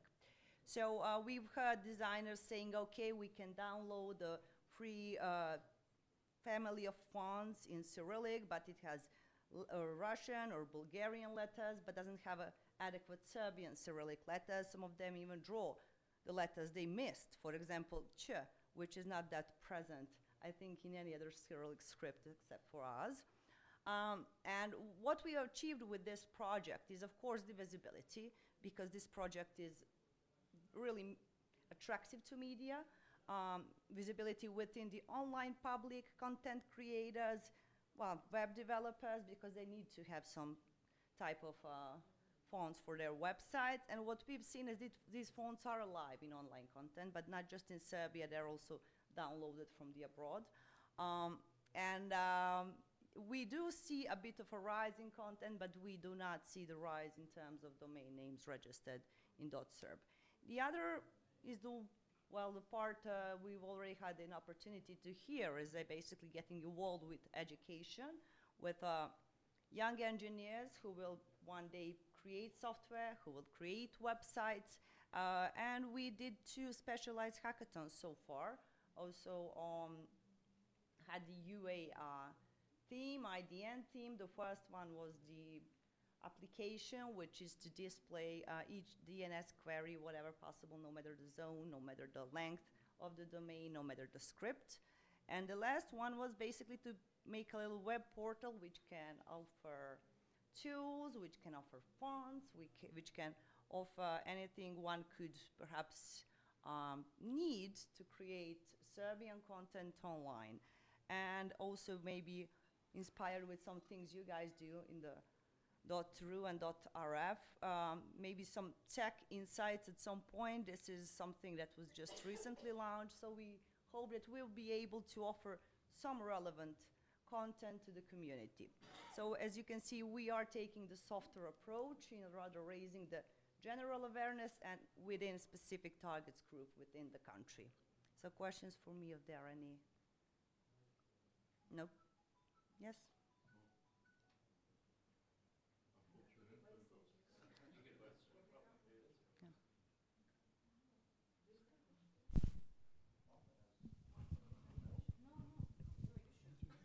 Very clear.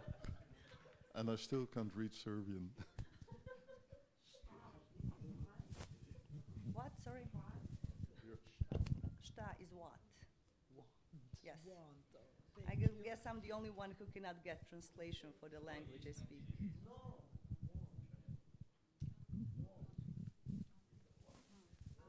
Shall we? Diana, I have one question for Yeah. you. How do you evaluate the usage of Cyrillic Serbian within the country? I mean, for example, for speaking, probably, or for communication online.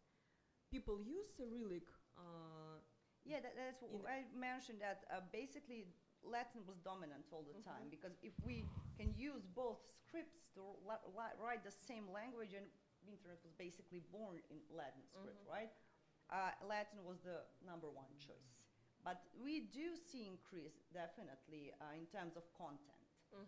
But it's not that easy to follow up with all the content that is available, because now we are speaking of social media users, we are speaking of any content online. But what I need to emphasize is the fact that that's on the user side, the end user side of the story. However, on the other side of the story, for example, media, not many media communicate using the Cyrillic script. They're rather still opting for Latin. I know that on the script part, I mean on the content part, we don't have the challenges with phase on the domain name part. I actually want to leave that for the debate, yeah, basically, yeah, the Cyrillic script is gradually being more present when it comes to online content in the country. However, not in majority of cases, and previously said, and basically it is always left to end users. For example, small businesses could choose to communicate in Cyrillic, because many of them would say, okay, that is also our business advantage, and also something that makes us different online. Okay, thank you. Go ahead. Sorry, can you pronounce what is written there? It says ima na ćirilici.srb.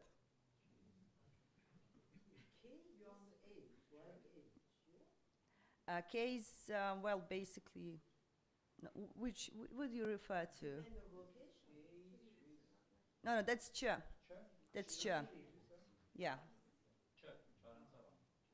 It's ch, it's softer than ch. Okay, now, shall we continue with the presentations, because we have Palina waiting for the showcase on the registrar side. And I believe that would be interesting thing to hear, because yeah, I think so, yes.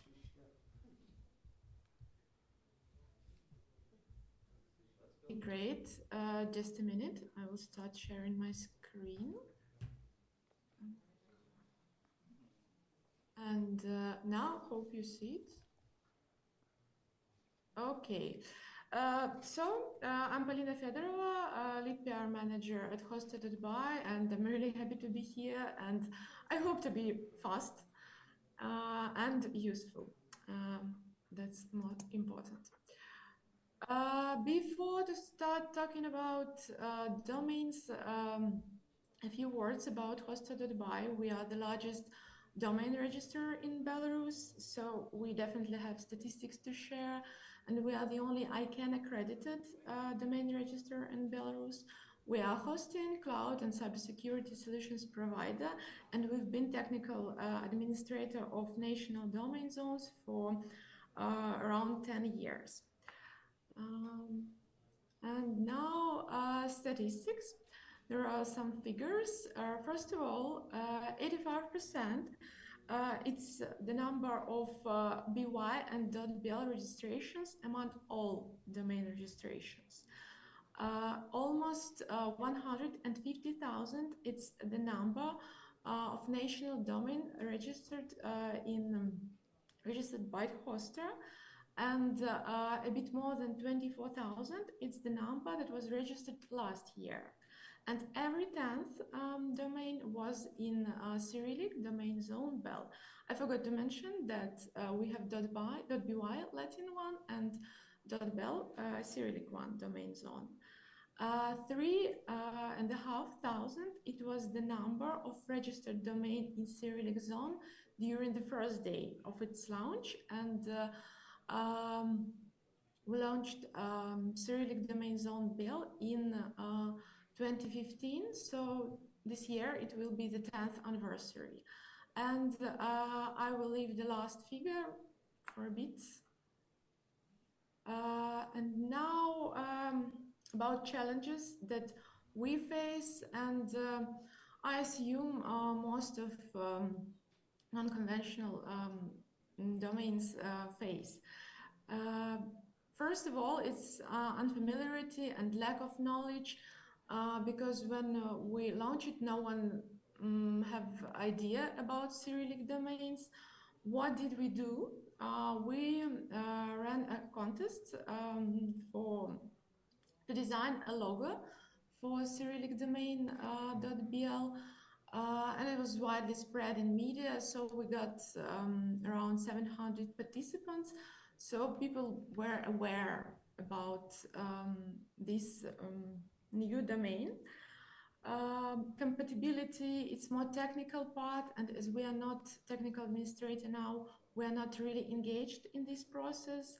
Then marketing difficulties and SEO issues, it's very close challenges. I know that some sites in Cyrillic domain zones that they face problems with Google indexing, but it's on the one hand, but on the other, we have one of the biggest flower shop in Minsk in Cyrillic domain zone, Cyrillic site, and there is no problem at all, just another type of marketing. So it can be enough better, even with the Cyrillic domains. And competition with Latin characters, as to speak about Cyrillic alphabet, Russian and Belarusian languages, because we use both. Sometimes it can be easier, even with Cyrillic, because you can use short names, and there are some words that are really difficult to transliterate to Latin alphabet, and we ran a campaign to show people that it can be easier with the Cyrillic names. For example, we have the name Zgushonka. It's condensed milk, which is really hard to transliterate to Latin alphabet, but it's easy with the Russian. Everyone knows how to write it down. And the last is recommendations and conclusions.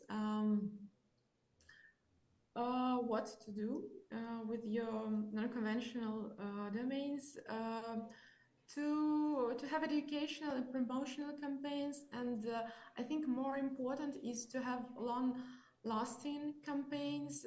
For example, we have one, as I see, it's a unique event, and I've never seen it anywhere else. We have charity domain auction for domains in national domain zones BY and BL. So each month, domains which are not prolongated, they come to the auction, so everyone can buy it, and money collected from this auction go to organization that helps children in need, and as you remember, it was a figure $800,000. So it's the number of money, the amount of money we collected through all these years. It's almost 10 years. Marketing tools, of course, I'm speaking mostly about our zone, our Cyrillic zone, but with Cyrillic names, you can have more options, because you can use shorter words. It's easy to write it, to spell it, and it's easy for people, aged people, old people. Not sure if it works for other domains. And the last one is sharing experience on events like this. So everyone can hear, can listen, and it can be really helpful in finding solutions. And even during this event, while I was listening, there were some questions that was raised, and for example, I never mentioned it, but now I'm aware and got some ideas. So I think it's one of the best options to share experience. And I think that's all from my side. Thank you very much. I just have a brief comment. It's about SEO. In Serbia, we have a lot of SEO experts who actually advocate the use of Cyrillic script, at least on the content level. Why? Because Google does do good indexing of Cyrillic, and it also gives an advantage if you use that script, because the Latin area is already overpopulated with Latin keywords used. Also, if you use any other, service within their ecosystem, it's also quite easy to use it. Well, of course, if you want to change, connect analytics with domain written in Serbian, you will have to, of course, use some tricks for it. But it's doable. I also heard that Yandex is quite good, has a great engine. So basically, there shouldn't be any many SEO obstacles. Basically, if you want to reach out to me, I can share some content I have. It would be great. Yeah. And Maria. Yeah. Polina, thank you for the presentation. So I also want to confirm that we also don't see any SEO issues with IDN domain names. So it's interesting to understand what issues do you find. So if you really find something, please share with us. We want to investigate it also. And from the other side, I want to say that, for example, in Russian CCTLD, we have most of the main names consist of from 10 up to 20 letters. So they are not short. So the people we usually have one. Sorry to interrupt. No. People usually register 2-3 words in one domain name. So this is our experience. So Yeah, we have a different experience. Yeah, with short names. For example, this biggest flower shop is just Rozy Biel.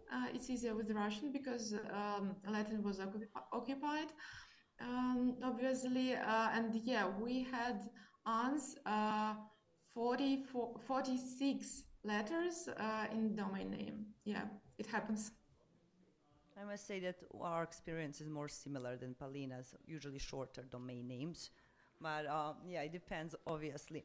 So we don't have much time left for the discussion. But when we basically prepared for the panel, we wanted to send out a message or two from our perspective. What can be done to help the world become actually multilinguistic, at least online? I would personally say, let's have one huge tech player, for example, Microsoft, come out and say, okay, we are UA ready, everything works, we accept any script, here's a case study. Maybe that would, deprive us all of our concerns, whether it's about promotion, or whether adaptation, or actually, show the way, because from my perspective, us registries do a lot of work in promoting IDNs. So Maria, what is your perspective?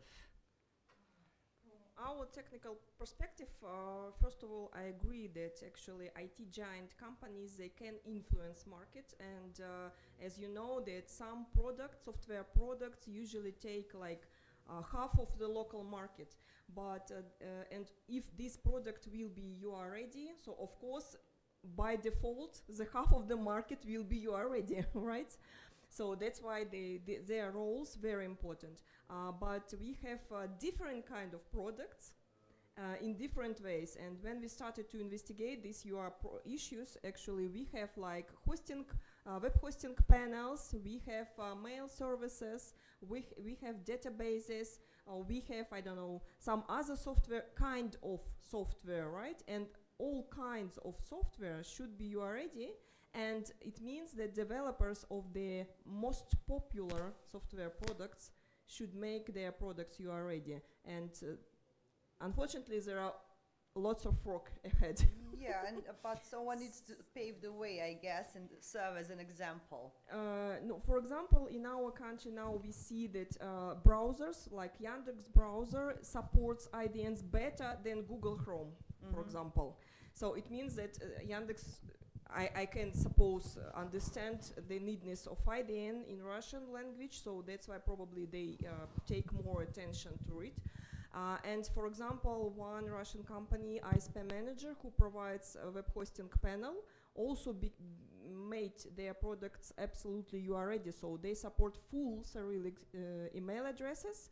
So any hosting provider or end user who use their panel, so they can create Cyrillic email addresses full. So from our practice, we can make some direct contacts with several companies, not with all.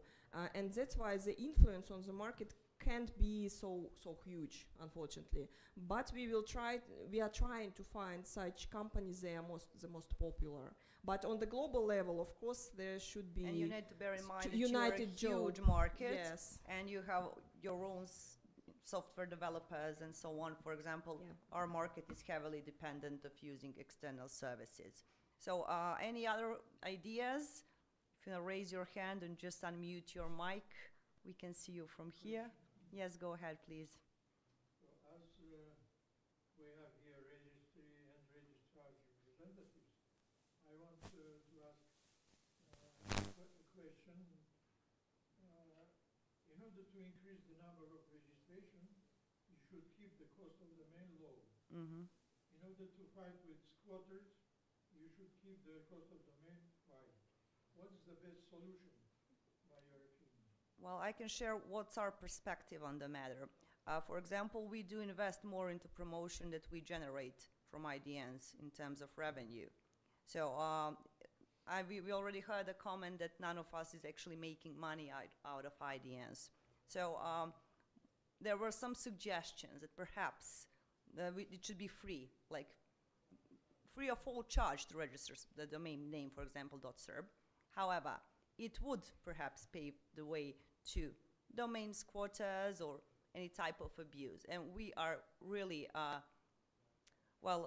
really careful when it comes to anything that has anything to do with abuse, because both of our CCTLDs have a really good reputation in that regard. So the question you are asking is actually like one needs to decide for themselves, because there are obviously dangers that you just pointed out if you just give away domains for free. Also, there is also a type of, let's say, a desire among registries to keep the domains alive in terms of content and usage, not to keep them parked somewhere. Because if you have a functional zone with tons of domain names, what you actually got from it, that's also one part to look at it. And can we require that the domain should have a website? That would be perfect solution.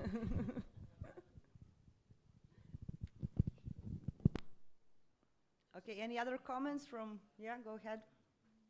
Maybe I have not a technical comment or suggestion, but to have everything done in a perfect way, I guess we're sometimes missing very important thing. And this thing is not technical. We should, not depending what nationality we are, we should have this love and respect. We should remember each time that this is not a struggle for technologies, this is not a struggle for societies, this is not a struggle for the alphabet. This is a struggle for the love and for the life. So I'll call you everybody just to say now, we love each other, we love you. And also at Zoom meeting you can send these hearts. Yes, please do it. And we will see that. Well, that's a lovely, loving message, yes. I might say.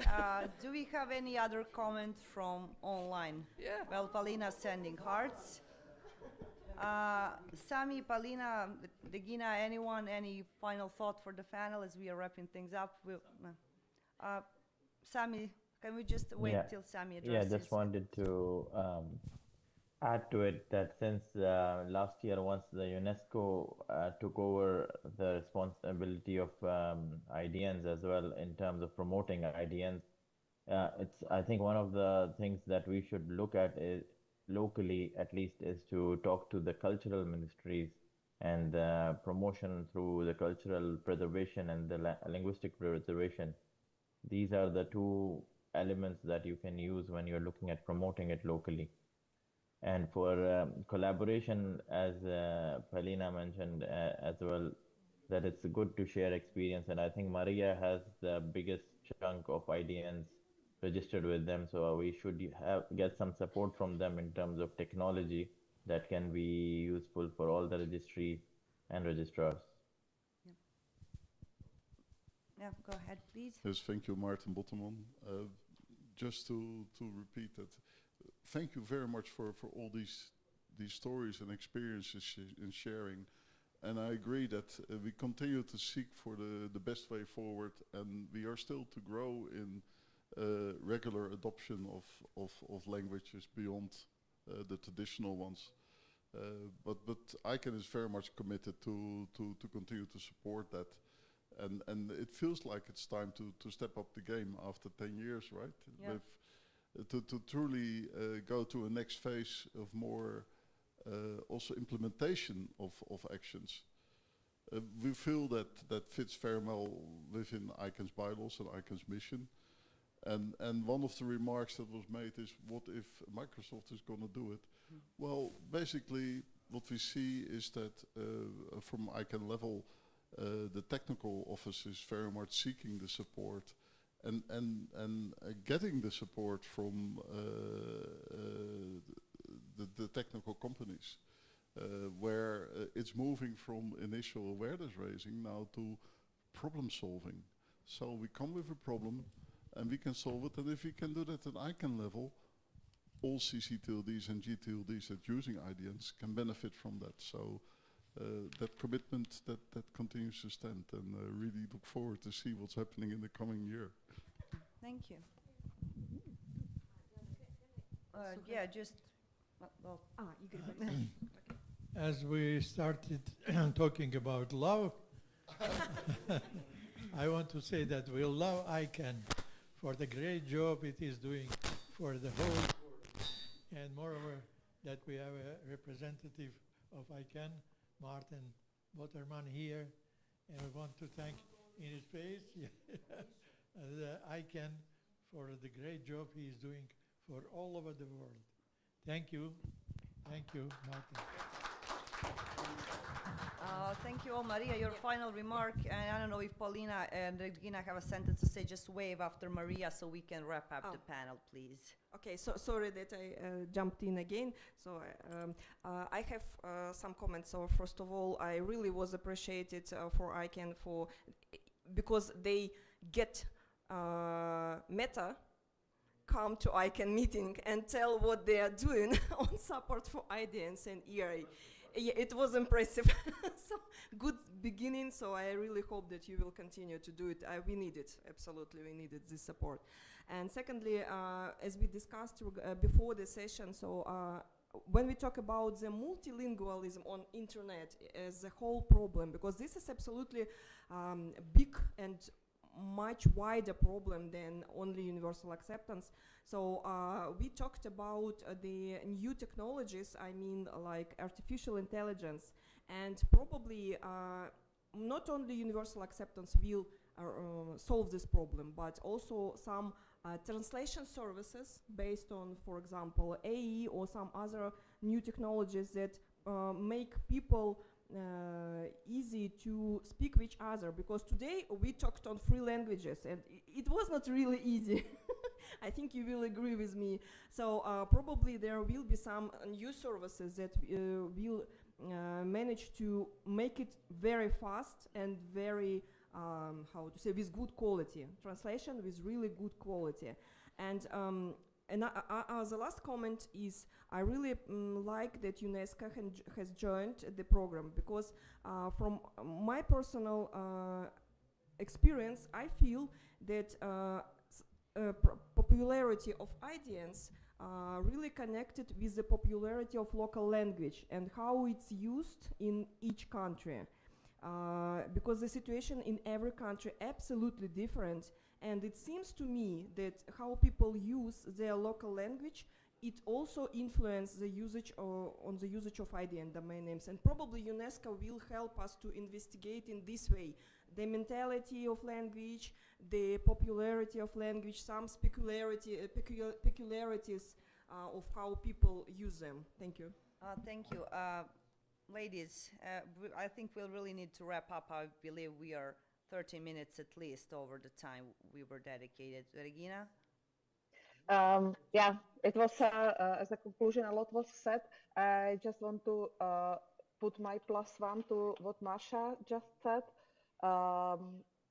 Indeed, I was mentioning that this cultural aspect is a key, I believe, via not only awareness, but or raising also the awareness in some countries that IDNs are possible and work well at all.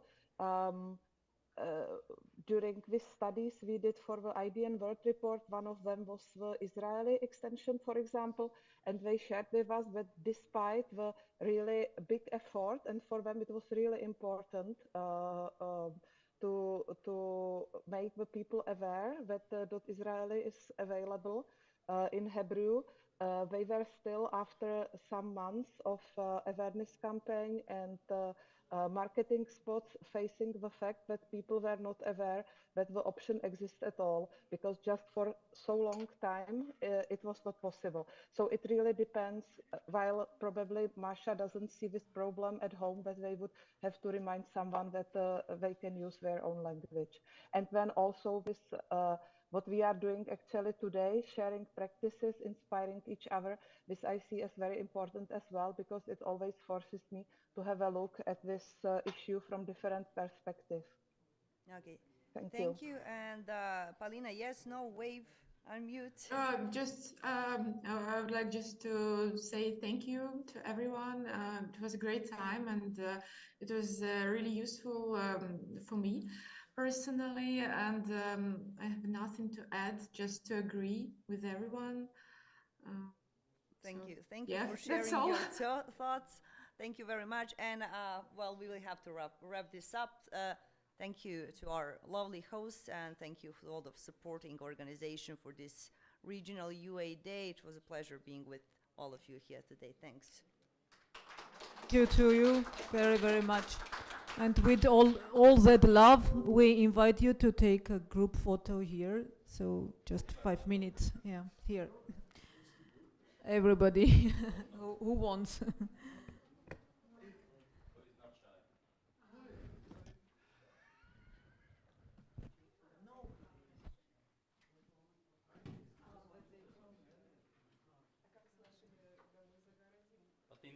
Мы должны сесть. Мы должны сесть. Мы должны присесть. Зачем? Чтобы они тоже были видны. Не думаю, что это задача. А можно их сделать это самое? А можно их потом смонтировать?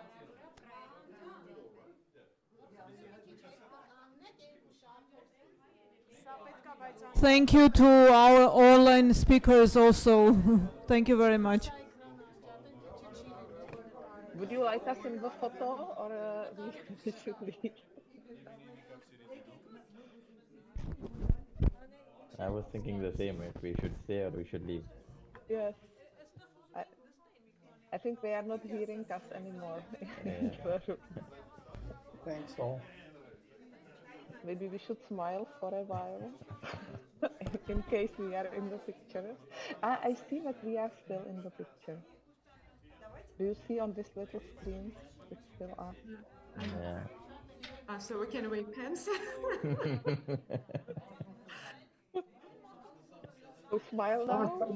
Bye bye, everyone.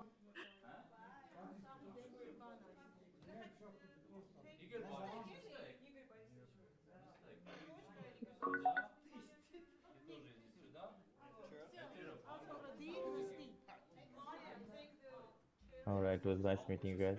Thank you. Yeah, thank you very much. Bye bye.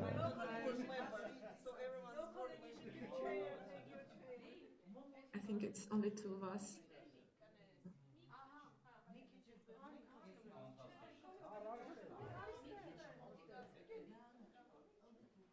Я тут тебе место занял.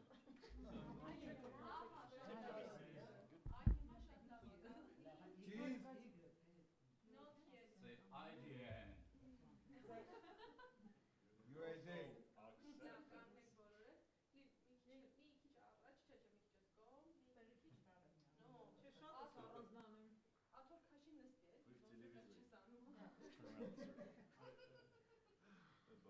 My mama